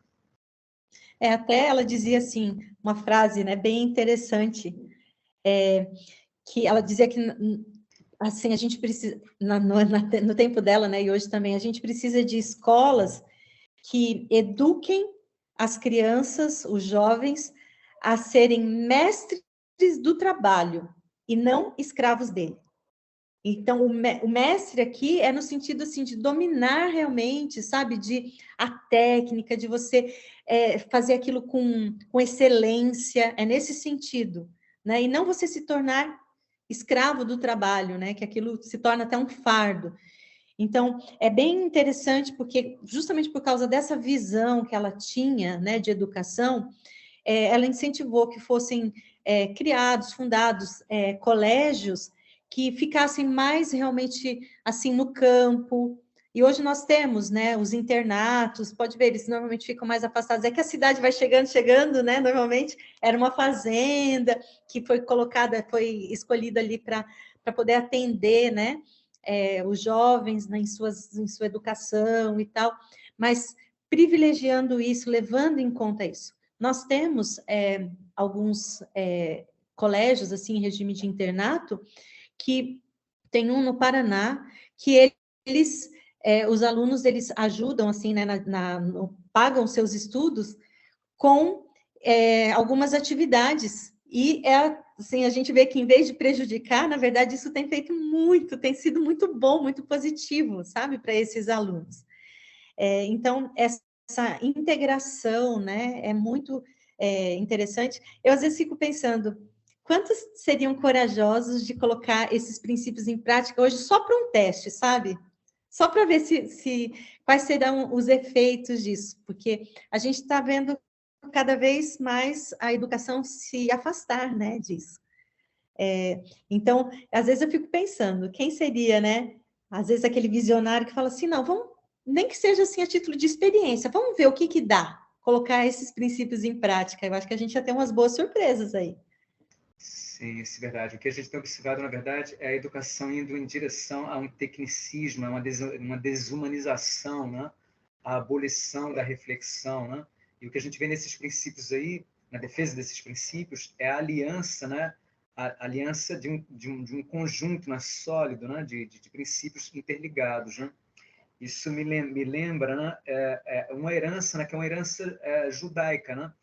A matriz judaica, na tradição judaica, ela primava, né, pelo intelecto, né, pela escrita, né, pelo domínio das capacidades intelectuais, reflexivas, críticas, né, capacidades analíticas, né, isso é muito próprio, né, do judaísmo, né, essa matriz, mas sempre primou também, né, por uma autonomia, né, já desenvolvida na juventude, né? Então, você ter um ofício, né? uma habilidade profissional, né? Então, a capacidade de não depender, né? de ninguém, né? Então, é aprendizado, né? O uso da mente, né? E do uso, né? Das mãos, né? Então, isso é uma marca, né? Desse povo, né? Dessa matriz, né? E a gente vê isso, Lemos, assim, desculpa te interromper, se refletindo até mesmo na configuração, assim, social. Por exemplo, quando a adolescência, né, passou a ser pesquisada e reconhecida como uma fase da vida, os estudos mostravam, então, qual seria a faixa etária, então, aí dos adolescentes? Dos 12 aos 17, a partir dos 17 vem aí já 18, já se torna mais independente, onde ele já é responsável, né, por si mesmo, já vai responder legalmente e tal. E hoje, isso já mudou. Hoje, a faixa etária, né, que compreende a adolescência, ela vai até os 24 anos. E aí a gente percebe, claro, isso acontece porque é um fenômeno social. Porque hoje a gente, assim, acaba protegendo, né, mais, e eu, por favor, não me interpretem mal, a criança, ela precisa, né, ser protegida de fato, pela vulnerabilidade, especialmente, né, que a criança se encontra, mas às vezes coisas que seriam benéficas no processo, no desenvolvimento da criança, e dando certa autonomia, com essas habilidades mesmo, né, que poderiam ser incentivadas, e a criança vai aprendendo outras coisas e vai se relacionando com o mundo de uma forma mais autônoma, né, não tão dependente, porque a gente acaba assim, protege, aí quando você pensa assim, não, agora, eles não estão prontos para o mundo, eles não estão prontos para a vida adulta, né? Então, eu sempre gostei muito, assim, eu tenho 2 filhos, né? Um de 24 e um de 19 anos, são 2 rapazes, lindos, por sinal, maravilhosos, são bons alunos, são bons profissionais, o mais velho é professor, inclusive, mas eu me lembro, assim, desde pequenos, assim, a gente mostrar para eles que, por exemplo, família é como uma sociedade. Casa não é hotel. O lar não é hotel. Todos nós precisamos colaborar uns com os outros para que as coisas funcionem bem. Então, eu me lembro, assim, de sempre incentivá-los, mesmo a gente tendo condição de ter alguém que nos ajudasse, né? Eu trabalhava fora, tal, ter alguém que nos ajudasse nas atividades, assim, da casa, mas que eles aprendessem a fazer.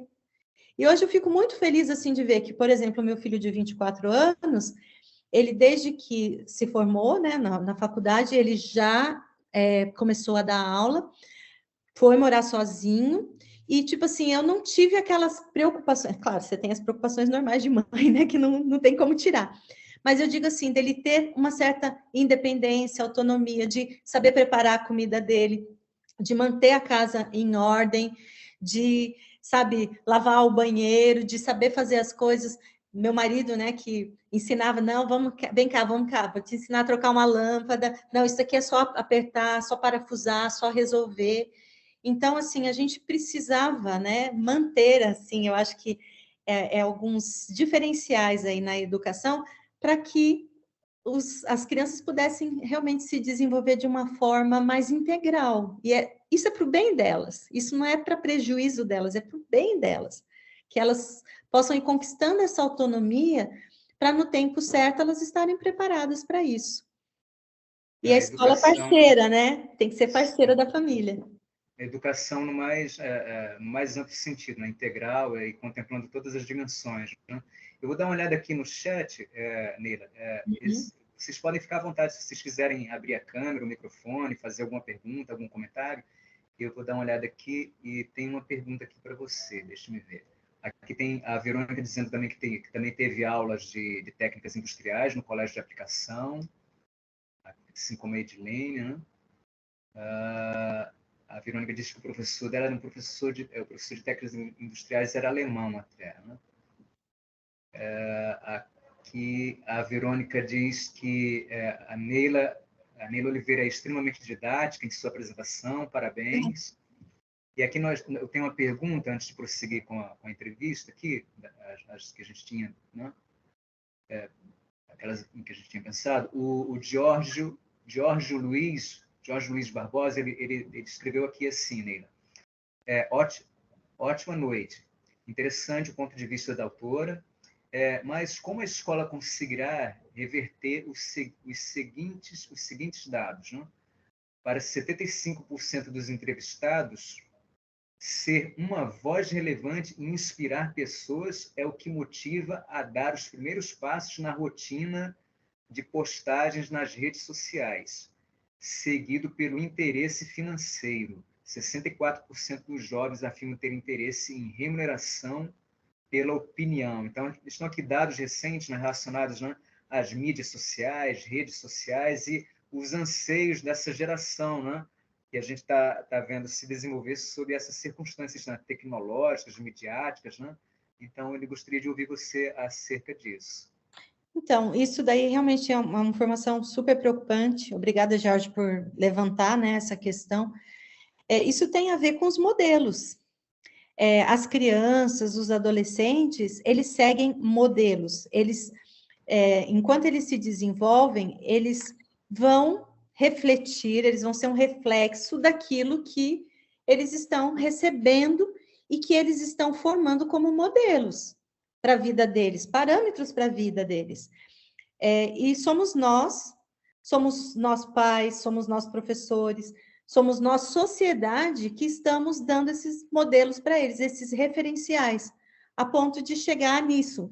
Hoje o que você quer ser? No passado, quando você conversava com uma criança, e era até bonitinho você ver aqueles vídeos, né? Ali no ensino fundamental, as crianças sendo entrevistadas, ou às vezes aqueles programas que os colégios costumavam fazer, as escolas costumavam fazer, em que eles tinham o dia da profissão, né? Então, perguntava, o que você quer ser? Eu quero ser bombeiro. O que você quer ser? Eu quero ser professor. Eu quero ser médico. Eu quero ser engenheiro. Hoje você conversa com uma criança, com um adolescente, o que eles querem ser? Influencers. Quais são os modelos que eles estão recebendo? Então, isso tem a ver diretamente com aquilo que está sendo mais presente na vida deles. E assim, ao mesmo tempo que a gente tem uma geração eu acho que nunca tivemos uma geração com tanto potencial, com tanto acesso ao conhecimento, com tanta condição de se desenvolver intelectualmente, sabe, moralmente, em todos os aspectos, mas a gente vê que, lamentavelmente, pelo tempo que se gasta com os modelos que eles estão recebendo, né? Quais são os modelos? É aquilo que eles vão querer copiar. Então, às vezes, a gente até critica, né? Ah, essa geração que não larga o celular, que é viciado em telas e tal, mas quais são os modelos que eles estão recebendo? Quais são dentro de casa? Né? Porque antes, as famílias, qual era o problema, né? Vamos dizer assim, era a televisão, mas estava todo mundo sentado para assistir a mesma coisa. Né? Era um aparelho só que às vezes tinha em casa e tal, e estava todo mundo sentado. E eu li recentemente isso, bem interessante, porque às vezes no intervalo, na propaganda de um programa, de uma coisa, havia interação ali, se conversava sobre aquilo, mas estava todo mundo vendo a mesma coisa. Hoje, cada um está num universo, dentro da mesma casa, às vezes até para você conversar, se você quiser uma resposta rápida, você tem que mandar o WhatsApp, né? Para os da família mesmo, porque então como mudar isso? A gente precisa ter uma consciência, né, social, e todos os esforços têm que ser concentrados. Então, o que a gente quer? Que tipo de geração a gente quer formar? Porque somos nós mesmos que estamos dando os referenciais para eles, né? Então, nós temos também uma responsabilidade aí. Neira, você, ao dizer isso, você me lembra que parece que na contemporaneidade o problema se intensificou, né? E suas manifestações se multiplicaram, porque antes era uma tela, né? Que canalizava toda a atenção, né? O Nelson Rodrigues tem uma frase que é genial, que ele diz assim que a televisão matou a janela. Genial, genial. Então, a gente pensa, se a gente pensar, a gente voltando agora para o século XIX, início do XX, né? A televisão surge aí nos anos 50 e tal, né? Então, as famílias, né, elas tinham reuniões sociais, né? Então, havia leitura, o livro, né, entre os que podiam adquirir, né? Claro, a gente vê também as dificuldades sociais, né, econômicas, né? Mas havia, sim, o livro, a leitura, o ler para a criança, o ler com a criança, as reuniões sociais em que havia a música, os saraus de poesia. A gente realiza um sarau de poesia aqui, regular, né? Tentando resgatar esse hábito de leitura da poesia, né? Então, havia a música, o piano, né, na sala. Então, aquela reunião social, naquela que envolvia, né, vários tipos de interação, né? Veio o rádio, depois veio a TV, e aí agora nós temos a multiplicação das telas, né? Então, parece que os laços, né, afetivos, né, e sociais, eles vão se dissolvendo, né, se fragilizando. Né? Esse é o panorama que a gente enfrenta. Né? E nas escolas, né, eu atuei como professor durante alguns anos também, né, num período em que isso ainda não era tão grave, que a gente vê hoje a incapacidade da criança de concentrar a sua atenção por mais de uns poucos minutos no que quer que seja, porque o psiquismo dela, a mente dela é formada para ficar indo de um ponto para outro, né? Por causa das tecnologias, né? das redes sociais, dos celulares, né? Então, são problemas muito... E agora a psicologia, né? E a psiquiatria, né? Já está lançando luz, né? E atenção sobre esses problemas, né? Déficit de atenção, entre outros, né? Ansiedade, depressão, né? Vitimando crianças, adolescentes e tudo mais, né? Aqui, desculpa, você quer falar? Vou fazer uma pergunta que você pode, talvez até complementar acerca aqui, um pouco mais, né, sobre isso, falando um pouco mais sobre isso. Aqui tem um convidado, não está identificado, né? Você já falou um pouco, mas se você quiser acrescentar algo, né? Como proteger as crianças e adolescentes do contraste entre o modelo de pais conscientes e de uma escola parceira da família e o poder do mundo externo. Então, ele percebe essa... Né? Você falou dos modelos, né? A gente fica lembrando aí, né? Hoje as crianças querem ser, quando não querem ser youtubers, né? Influencers, né? Querem ser, no máximo, jogadores de futebol ou alguma coisa assim, né? Então, a gente vê os modelos que são divulgados, né? Pelos meios de comunicação, pela TV, ainda que é muito poderosa a TV, né? Ainda que o celular e o computador tenham ganhado muito espaço nos últimos tempos, né? E aqui a Edilene diz o seguinte, se você quiser comentar as duas falas, né? penso que precisamos fazer os filhos, as crianças e jovens refletirem que estamos no mundo, mas não somos do mundo. Perguntar o que nos faz feliz de fato. Né? Então, são essas as colocações aqui de dois dos integrantes da audiência. Essa questão de proteger, né, as crianças e adolescentes, eu gosto muito, eu sigo, né, nas redes sociais, o Léo Freiman, e ele fala muito dessa questão de os pais, né, assim, a família assumir a responsabilidade pelo desenvolvimento dos seus filhos, né? E aí, claro, todos aqueles que estão lidando, né, com crianças e adolescentes.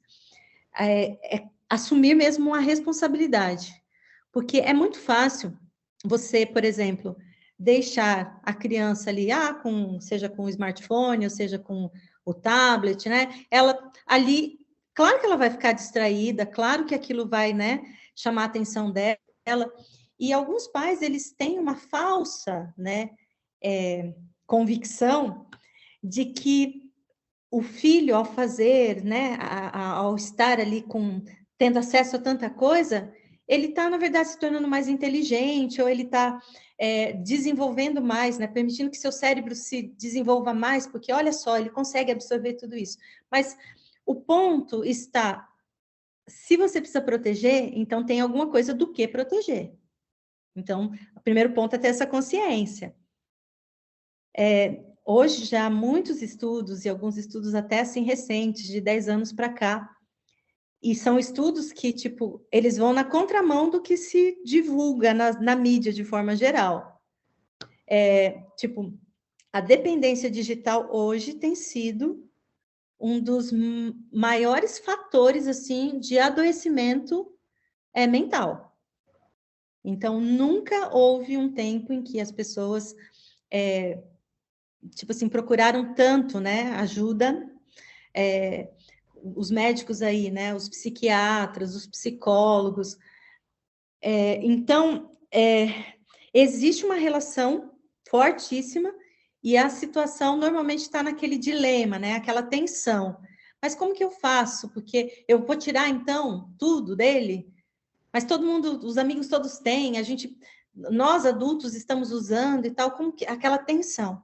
Mas é uma questão de foco. Se você é um pai consciente, uma mãe consciente, e entender o prejuízo que isso está causando, se você for a qualquer estudo sério, e hoje já tem muitas obras aí que já divulgaram esses estudos, você vai ver o prejuízo que isso tem causado, porque até a adolescência o cérebro está em pleno desenvolvimento. Então, muito do que tem acontecido, né, com referência aí às telas, porque o vício o que acontece é a liberação de dopamina em coisas que dão prazer ali. Eles estão vendo coisas, estão jogando, estão acessando, estão nas redes sociais e tal. Aquilo está liberando dopamina, aquilo está dando sensação de prazer e isso está criando vício. Tá se tornando já algo generalizado. Então, como que você protege? Você tem que substituir essas coisas. Tem que substituir. Ou, pelo menos, começar a limitar, né? Olha, você vai ter tanto tempo, isso daí tem como achar, né, isso de uma forma mais prática e mais fácil, porque, especialmente os psicólogos que lidam com essa questão, eles têm ali, tipo, uma tabela, né? A criança de tanto a tanto tempo, tipo, de 0 a 2 anos, de forma alguma, a criança devia ter contato com tela, não importa o que ela está vendo. Não, mas isso aqui é um joguinho educativo, isso daqui tá... Não deveria ter contato com tela de forma alguma, porque há prejuízo no desenvolvimento, na estruturação do cérebro, que ainda está em processo, né? Estrutural, de desenvolvimento. Então, limitar, dependendo do seu grau de comprometimento com a sua família, com essas crianças, com os adolescentes, as iniciativas que você vai ter. É passar tempo com eles, é levar para a natureza, é ter outro tipo de atividade. Não se tem só alegria e prazer com essas coisas, né? a conversa, o diálogo, dar atenção, porque sabe o que acontece? Quando chega na adolescência, e tem um estudo bem interessante que fala que os adolescentes que, tipo assim, mantiveram um vínculo com os pais, emocional mesmo, né? Quer dizer, de atenção, de sentir essa responsabilidade, que ele não foi terceirizado e nem negligenciado, porque às vezes aquela permissividade que a gente tem pode estar soando como uma negligência para o. A gente pensa, não, ele acha que eu sou um pai legal, porque ó, eu deixo ele ficar à vontade. Isso, no fundo, pode soar como uma negligência. Você não está tão interessado assim, né, no que, ou no prejuízo que isso pode estar causando. Então, quando eles têm consciência de que os pais os amam, os pais estão preocupados com eles, os pais não querem perder esse vínculo, querem manter esse vínculo com eles. Normalmente, quando chega na adolescência, aqueles que conseguiram, as famílias que conseguiram manter esse vínculo, eles têm tido muito menos problemas das doenças hoje, né, que são as mais comuns, de ansiedade, depressão, e outras coisas mais, doenças físicas, né, também. Então, tem a ver com o vínculo mesmo. Aí, quando você olha para os princípios que ela apresentou lá atrás, você vê que, naqueles princípios, o que estava fortalecendo, na verdade, era o vínculo familiar. São informações preciosas, então, a gente vê a harmonia, então, entre as pesquisas mais recentes, né, no campo da pedagogia, da psicologia, da fisiologia, e os princípios fundamentais que foram desenvolvidos, que foram apresentados, né, que foram propostos, né, por essa autora já no século, né, no final do século, nas últimas décadas, né, do século XIX, início do século XX. Então, é um conhecimento, né, essencial, né, que está disponível para todos, todos agora, inclusive, né, em língua portuguesa. Né? Você já falou um pouquinho, acabou falando sobre isso? Oi. Achei muito interessante que eu estou vendo aqui no chat, né? Como que o Jorge sintetizou isso que a gente conversou. Acho que é bem válido. Olha, ele pôs ali, acredito como muitos outros, que estender a adolescência é infantilizar as pessoas. Senhora Nery, então chegamos num consenso que a qualidade da educação familiar e as referências aos pais dos jovens e crianças, por que não dizer também os adultos, são expostos, vieram se deteriorando ao longo dos anos. A cultura que tem um grande peso na educação, ele diz aqui que se refere à cultura popular, está rasteira, baixo nível. O imaginário das crianças está sendo criado não na cultura clássica, mas em valores e em ambientes patológicos. Ele resumiu exatamente isso, né, que a gente tem. Mas depende de nós também, né, como sociedade, né, como indivíduos. Primeiro ponto é a conscientização. Então, é isso daqui. A gente quer continuar caminhando nessa direção?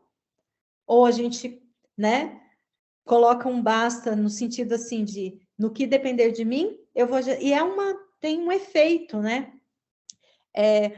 Uma mudança que ocorre aqui, se vê o benefício daquilo, uma família, outra. Escolas, né, onde haja essa conscientização e que queiram fazer diferente, que aquilo lá, quem que vai ter coragem de dizer, não, peraí, eu não sou levado, né? Eu sou um ser inteligente e eu tenho pensamento crítico e não é porque todo mundo está fazendo, eu vou fazer, não é porque está todo mundo indo nessa direção que eu vou.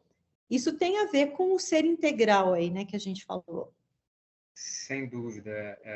Vocês estão falando, né, sobre, né, tanto você quanto ele, sobre a responsabilidade. Cada um tem o seu círculo de influências, né? Tem o seu campo de atuação que você pode fazer. Podemos fazer escolhas, né? Eu ia te perguntar se você gostaria de acrescentar. Você falou bastante sobre isso, né? Algo sobre, um pouco mais, alguma coisa sobre a formação da personalidade na infância, na juventude, algum trecho que você tenha destacado, que você queira, algum aspecto do pensamento dela quanto a esse ponto? Bom, Ellen White, ela sempre destacou, assim, sempre foi um ponto muito forte para ela, essa questão de a educação dos filhos começar antes mesmo do nascimento deles. Olha que interessante, né? Ou seja, aqueles que pretendem ser pais, né, que pretendem educar uma criança, tipo, se preparar para isso antes mesmo do nascimento deles, né? Antes mesmo de ter aquele serzinho nos seus braços ali. E ela valoriza bastante essa questão e reforça isso, né? A importância da educação ser ministrada à criança nos seus primeiros anos de existência. E há pesquisadores que eles mostram, assim, de uma forma bem, sabe, assim, visível, as influências que a criança tem em cada fase da vida, e como depois, tipo, aquelas influências que foram do início ali, dos 3 primeiros anos, por exemplo, aquilo que foi marcante, aquilo que foi importante para ela, como isso, de certa forma, volta na adolescência. E se há uma coerência, sabe, entre o que ela aprendeu ali, o que foi valorizado ali, e o que ela vai ter, tipo assim, na adolescência. E então, quais são esses hábitos, né? O que hoje a gente pode aproveitar, né? Que deveríamos implantar, né? A questão começa na família, não tem como, é dentro de casa. Então, o lar, ele é fundamental para o desenvolvimento da criança, né? Que a criança tenha um desenvolvimento saudável. Então, essa questão ainda da presença da mãe, e eu não estou dizendo de você estar ou não fisicamente presente, mas você ser presente realmente na vida, né, das crianças, dos filhos. A mãe, ela, principalmente na primeira fase da vida, assim, da criança, ela é uma figura muito, muito importante. Outro ponto, né, que eu acho interessante que ela destaca, porque ela foi, assim, uma pessoa que viu, olhou para as crianças, para os adolescentes, com muito boas expectativas. Ela não era uma pessoa crítica, apesar de alguns, às vezes, porque ela falava, né, tipo, mal, não. Ela, na verdade, era uma defensora e ela via o potencial e ela, inclusive, usou uma metáfora, né, assim, que aquela geração, assim, eles poderiam ser um exército poderoso se eles, tipo, descobrissem todo o potencial que eles tinham e que se eles, assim, pudessem ser usados como uma bênção para a sociedade também, né? Então, tem um trecho, né, da obra dela, em que ela diz assim, que os jovens, eles não devem ser levados a pensar que são o centro, né? Que tudo gira em torno deles, né? O Léo Freeman fala da síndrome do imperador, né? A criança que cresce no ambiente que ela acha que... E às vezes os adultos que estão colaborando para que ela desenvolva, né, esse pensamento de que ela é o centro de tudo ali. Mas ela diz que, embora os jovens não devam, né, ser levados a pensar que são o centro de tudo, que tudo gira em torno deles, eles não devem ser negligenciados. Então, às vezes, é muito melhor que você esteja atento, que você esteja demonstrando a preocupação. Não, vem cá, vamos conversar, olha, eu percebi isso e tal, do que você ignorar certas coisas e, na verdade, você está sendo negligente. Até mesmo assim, na exploração desse potencial, né? Coisas que antes as crianças eram ensinadas a fazer, a praticar, que estava, né, ali. Hoje, por exemplo, eu não sou retrógrada e nem sou tecnofóbica, sabe? Mas como que a gente aprendeu matemática? Como que a gente fazia conta de cabeça? Como que a gente decorou tantos números de telefone quando você não tinha uma agenda no seu celular? Quando você não tinha os contatos ali? Então, outra coisa, né, que me chamou a atenção, eu estou lendo um livro que chama Fábrica de Cretinos Digitais. E o Michel, que é o autor, não vou lembrar agora o sobrenome dele, é francês, ele coloca ali como chamada, né, no livro que, e vocês já devem ter lido isso também recente, que esta é a geração, a primeira geração com QI inferior às gerações anteriores. É a primeira. Então, o que houve nesse meio, no meio do caminho aí? Como assim, em vez das pessoas se tornarem mais inteligentes, elas estão regredindo, vamos dizer assim, em questão, para mim, isso tem a ver com potencial não explorado, ou potencial que está sendo mascarado, entendeu? Então, muito interessante ela já ter falado isso, né? Naquele tempo, né? Ela fala muito também da importância do pai na formação dos filhos, de valores. Então, o pai, ele é exemplo de energia, de honestidade, paciência, coragem, diligência, utilidade prática, tudo isso, o modelo para as crianças vem do pai. Olha que interessante, né? Então, ela fala sim, ela tinha muito equilíbrio ao falar em combinar autoridade com bondade, né? Compreensão e firme restrição. Então, é basicamente dizer assim, que os pais assumam, que eles tomem as rédeas, né? Da responsabilidade da educação dos seus filhos, para que eles se tornem realmente, né? Pessoas melhores, que sejam cidadãos, né, de bem, que cumpram com suas responsabilidades. Eles vão refletir aquilo que eles estão aprendendo, que eles estão recebendo. E com ênfase, né, na importância do papel, né, de cada uma dessas figuras, né, conforme a psicologia vem comprovando, a psicanálise também, né, bem depois, né? Neila, nós já estamos nos encaminhando aqui para o final do evento de hoje. Passou rápido. Foi uma bela conversa, as pessoas interessadas aqui, participando também. Nos últimos eventos, né, considerando os últimos eventos, esse foi um dos que teve maior participação da audiência aqui. Eu sinto muito não poder contemplar todas as considerações, eu não estou podendo ver agora, eu estou com um problema técnico aqui, eu não estou vendo mais o chat, né? Mas a gente vai se aproximando do final. E eu tenho aqui uma consideração, né, que vai unir duas perguntas, quero te ouvir um pouco sobre isso, né? A gente tem uma surpresa, ambos temos uma surpresa aqui para a audiência, né? E o último caráter, né, o último aspecto da produção intelectual de Ellen White, que eu quero realçar aqui, é o trabalho dela como historiadora, né?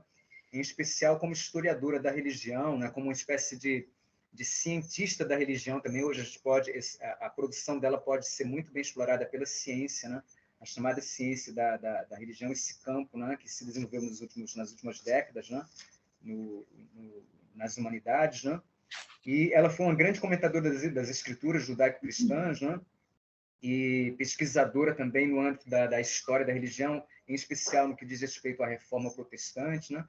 Eu queria saber o que você nos diz a esse respeito e sobre um livro em especial dela que está sendo relançado, né, numa edição, né?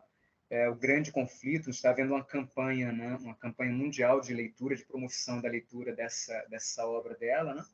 E ela, em função dessas preocupações todas, né, que tomaram a sua produção, né, ela pode ser considerada, né, ela é considerada como uma espécie de mestra espiritual também, né? É autora de uma biografia de Cristo, né, célebre até, o desejado de todas as nações, né? Então, quero ouvir suas palavras finais acerca disso. Temos essa surpresa aqui, eu vou revelar daqui a pouco, né, para a audiência, né? Então, vamos nos aproximando do final de hoje. Somos muito, do evento de hoje, do Humanitas, nós somos muito gratos pela audiência de todos vocês, pela presença, participação. Aqui, pelo menos para mim, não houve a diminuição da audiência. Eu não sei, Sara, qual é o número de pessoas que nós temos até o momento?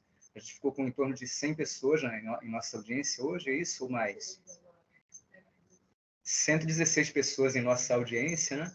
Então, agora queremos ouvir suas considerações finais, Neila, e somos muito gratos ao Museu da Justiça. Em nome do Museu da Justiça, eu agradeço a sua disponibilidade, a sua simpatia, a sua paixão aqui, né, pela exposição do pensamento, da reflexão, né, o seu trabalho intelectual associado ao dessa autora fundamental. Assim, vocês já perceberam, né? Eu tenho muito entusiasmo, né? Não só admiração pela pessoa, mas pelos escritos de uma forma geral, e um dos aspectos, assim, que mais me chamam a atenção, que eu creio, assim, que mais mexeram comigo, né? Especialmente na minha adolescência, como eu disse para vocês, é que não tem como você ler uma obra de Ellen White e não perceber essa paixão que ela tem pela Bíblia. Então, quando você menciona, né, ela ali como uma cientista, né, da teologia, vamos dizer assim, né, da religião, ela pode ser, inclusive, considerada uma teóloga, uma grande teóloga, e ela se referia aos escritos dela. Nunca foi o objetivo dela que esses escritos eles substituíssem a leitura da Bíblia, muito pelo contrário, ela fala até desses escritos como comentários ali, né? Inspirados. A gente sabe que tem esse ponto que é muito importante, né, a respeito dos escritos dela.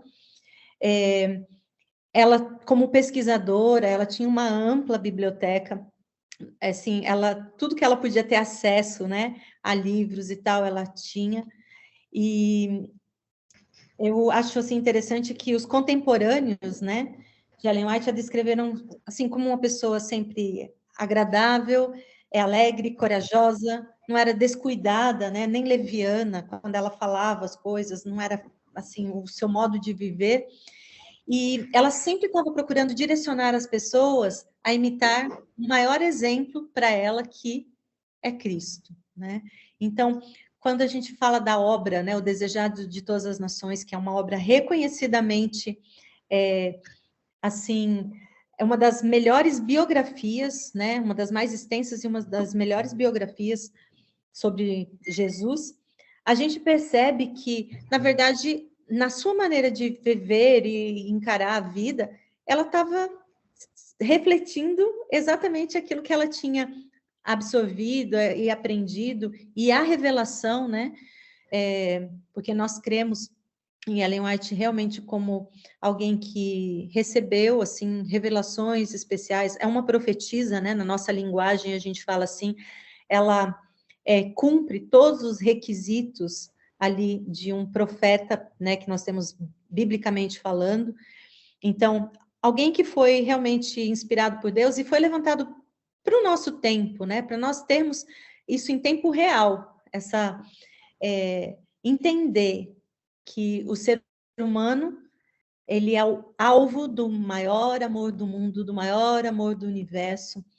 Esse relacionamento que ela tinha com Jesus, ela transmitia isso, ela desejava que os outros tivessem também. Ela trabalhou incansavelmente para alcançar esse objetivo, né? Então, a gente vê que nas obras dela, cada linha é como se fosse uma mensagem de que Deus é amor. E esse amor foi derramado, né, incondicionalmente sobre o ser humano. Então, quando você parte dessa visão, assim, de alguém que tem tanto amor, né, pela palavra de Deus, que desenvolveu um relacionamento tão íntimo, aí você vai ler, né, os textos dela, especialmente esses, né, que são mais teológicos, vamos dizer assim, é como se, sei lá, sua visão acaba se ampliando e te dá mais vontade ainda de ler a Bíblia, né? Aquilo que eu falei, ela não fica assumindo isso para ela e trazendo para ela, não, ela te direciona para a Bíblia, ela te faz olhar para a Bíblia com outros olhos, assim, sabe? Então, essa paixão, assim,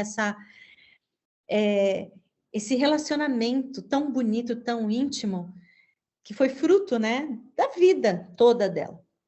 E um dos textos bíblicos, né, que a gente deve usar bastante como referência. A gente conhece as pessoas pelos frutos que ela dá, né, pelos frutos na vida dela. Então, quando você falou aí, né, de historiador e tal, eu acho que essa é a surpresa. Se a Sara puder até voltar agora no meu PowerPoint, que tem as telas finais ali, que eu creio que são as obras, assim, que historicamente falando, né, tem mais conteúdo, que é a série que nós chamamos a série Conflito, e esse é exatamente o box, né, com os 5 livros do material que foi preparado com um visual mais para esse público que eu falei, que é a minha paixão aí, né, dos adolescentes. Então, são 5 livros, os escolhidos, pode passar, Sara? Pode passar na sequência. Os Ungidos, o Libertador, que só volta um pouquinho o Libertador. O Libertador é o desejado de todas as nações, tá vendo que aparece ali na capa, mas que nós colocamos um título, né, menor ali, mais atraente, né, para esse público que a gente quer alcançar. Aí vem, pode passar? Os Embaixadores e o livro Os Resgatados. Pode passar? Pode passar, que agora tem o box, né? Olha aí que lindo. Então, os 5 livros que compõem essa série, eles, na verdade, são como comentários da Bíblia. E vai, assim, te contextualizando e traz essa parte histórica, viu, Lemos, que você falou. Sim. Então, à medida que a gente vai, assim, acompanhando as histórias ali, o texto, né? A gente vai tendo essa contextualização. E aí, quando chega no último livro, que é Os Resgatados aí da série, que envolve o período da Reforma Protestante e tal, aí a gente tem uma lição de história. É muito, muito, muito legal. Inclusive as fontes, né? Ela menciona, assim, tem as fontes que ela usou também, né, as fontes históricas, mas a gente crê que o que torna a obra de Ellen White um diferencial realmente é esse aspecto da revelação. Então, quando você, assim, começa a ler, você sabe que isso, tipo assim, não é de origem humana, sabe? Não é, tem o aspecto, né, de Deus usar as pessoas, de Deus, assim, não desperdiçar nada que a pessoa tenha em si, que possa ser usado ali, mas você vê a origem mesmo, de algo que tenha a intervenção, tem a mão de Deus ali, né? Então fica até o convite, né, para que os nossos a audiência, né, que está aqui nos acompanhando e tal, e tá aí, né, o livro que, se não chegar na mão das pessoas que estão aqui nos acompanhando, é porque houve uma falha, mas essa falha será suprida de outra forma se não der certo dessa forma. Mas este é o livro, o último ali da série, né, que nós mencionamos, mas que vai ser feita uma distribuição não apenas em nível de Brasil, mas de mundo. Então, essa distribuição ela deve começar no dia 1º de abril, olha, não foi à toa. Também depois da Páscoa também, né? Exato. Então, não foi... Até o nosso encontro, né, ter sido hoje, eu creio que já foi providencial, porque já chama atenção, se você receber esse livro, vai ser distribuído, então é gratuito, e é uma obra-prima de Ellen White. Se você quiser conhecer a história, lê esse livro. Muito bom você ter tocado nesse ponto, porque a surpresa que eu tenho é essa, na verdade. Eu vou só acrescentar algo assim em relação ao que você acabou de dizer, né? Ela, como historiadora, né, desenvolve esse papel extraordinário, uma grande comentadora das escrituras, e eu só queria lembrar, né, ainda para realçar até mais a importância da leitura das escrituras, os grandes autores, né, do Ocidente, William Shakespeare, John Milton, Goethe, Michel de Montaigne, para falar uns poucos, assim, Machado de Assis, Ariano Suassuna, né? E pensando nos jovens, a gente está falando de juventude também, né? O Tolkien, né? O Senhor dos Anéis, né? O C.S. Lewis, né? Então, assim, são autores que você não consegue compreender amplamente a sua obra se você não tiver esse pano de fundo, esse conhecimento, a leitura das escrituras. E a surpresa que eu tenho para a audiência é o seguinte: vocês podem, quem estiver interessado, pode deixar aqui no chat, vai ficar registrado, depois a Sara vai me passar essas informações. Vocês podem deixar o seu nome, telefone e e-mail, porque eu e a Neila vamos presentear, a gente vai ver o número de interessados e vamos providenciar para cada um dos interessados um exemplar desse livro, O Grande Conflito, que é uma espécie de tratado de história da Reforma Protestante, de história do cristianismo e que trata dos acontecimentos atuais também, né? Analisa acontecimentos da nossa época também, né? Então, vai ser um presente para cada um dos interessados. É só deixar aqui o nome de vocês, o telefone e o e-mail, para que a gente, logo que eu dispuser dos exemplares, a gente vai fazer contato e presentear cada um dos interessados com um exemplar. Então, mais uma vez, agradeço. Nós já estamos encerrando aqui, mesmo por uma questão técnica de horário. Agradeço a audiência de cada um de vocês. Somos mais que gratos aqui pela presença, pela disponibilidade, pelo afeto, pela reflexão entusiasmada proposta aqui, né, em tantos campos aqui pela educadora e pesquisadora, escritora Neila Oliveira. Foi um prazer estar com vocês. Passou muito rápido. Eu tinha pensado, né? 2 horas, como que vai funcionar? Mas foi uma alegria estar com vocês. Apesar de a gente não estar se vendo assim, né, a todos, mas a gente viu a interação aqui, como vocês participaram. Então, desejo para vocês tudo de bom. Fica o convite aí para conhecerem mais sobre a autora, sobre as obras dela, né? Como o Lemos falou, isso está disponível gratuitamente, né? Tem o site aí, ele vai deixar o link. E olha, que vocês tenham muito sucesso em tudo que vocês fizerem e que Deus abençoe a todos vocês. Um abraço. Um abraço, Neila, muito grato por tudo. Muito grato a todos que nos acompanharam até agora. Uma boa noite a todos e todas.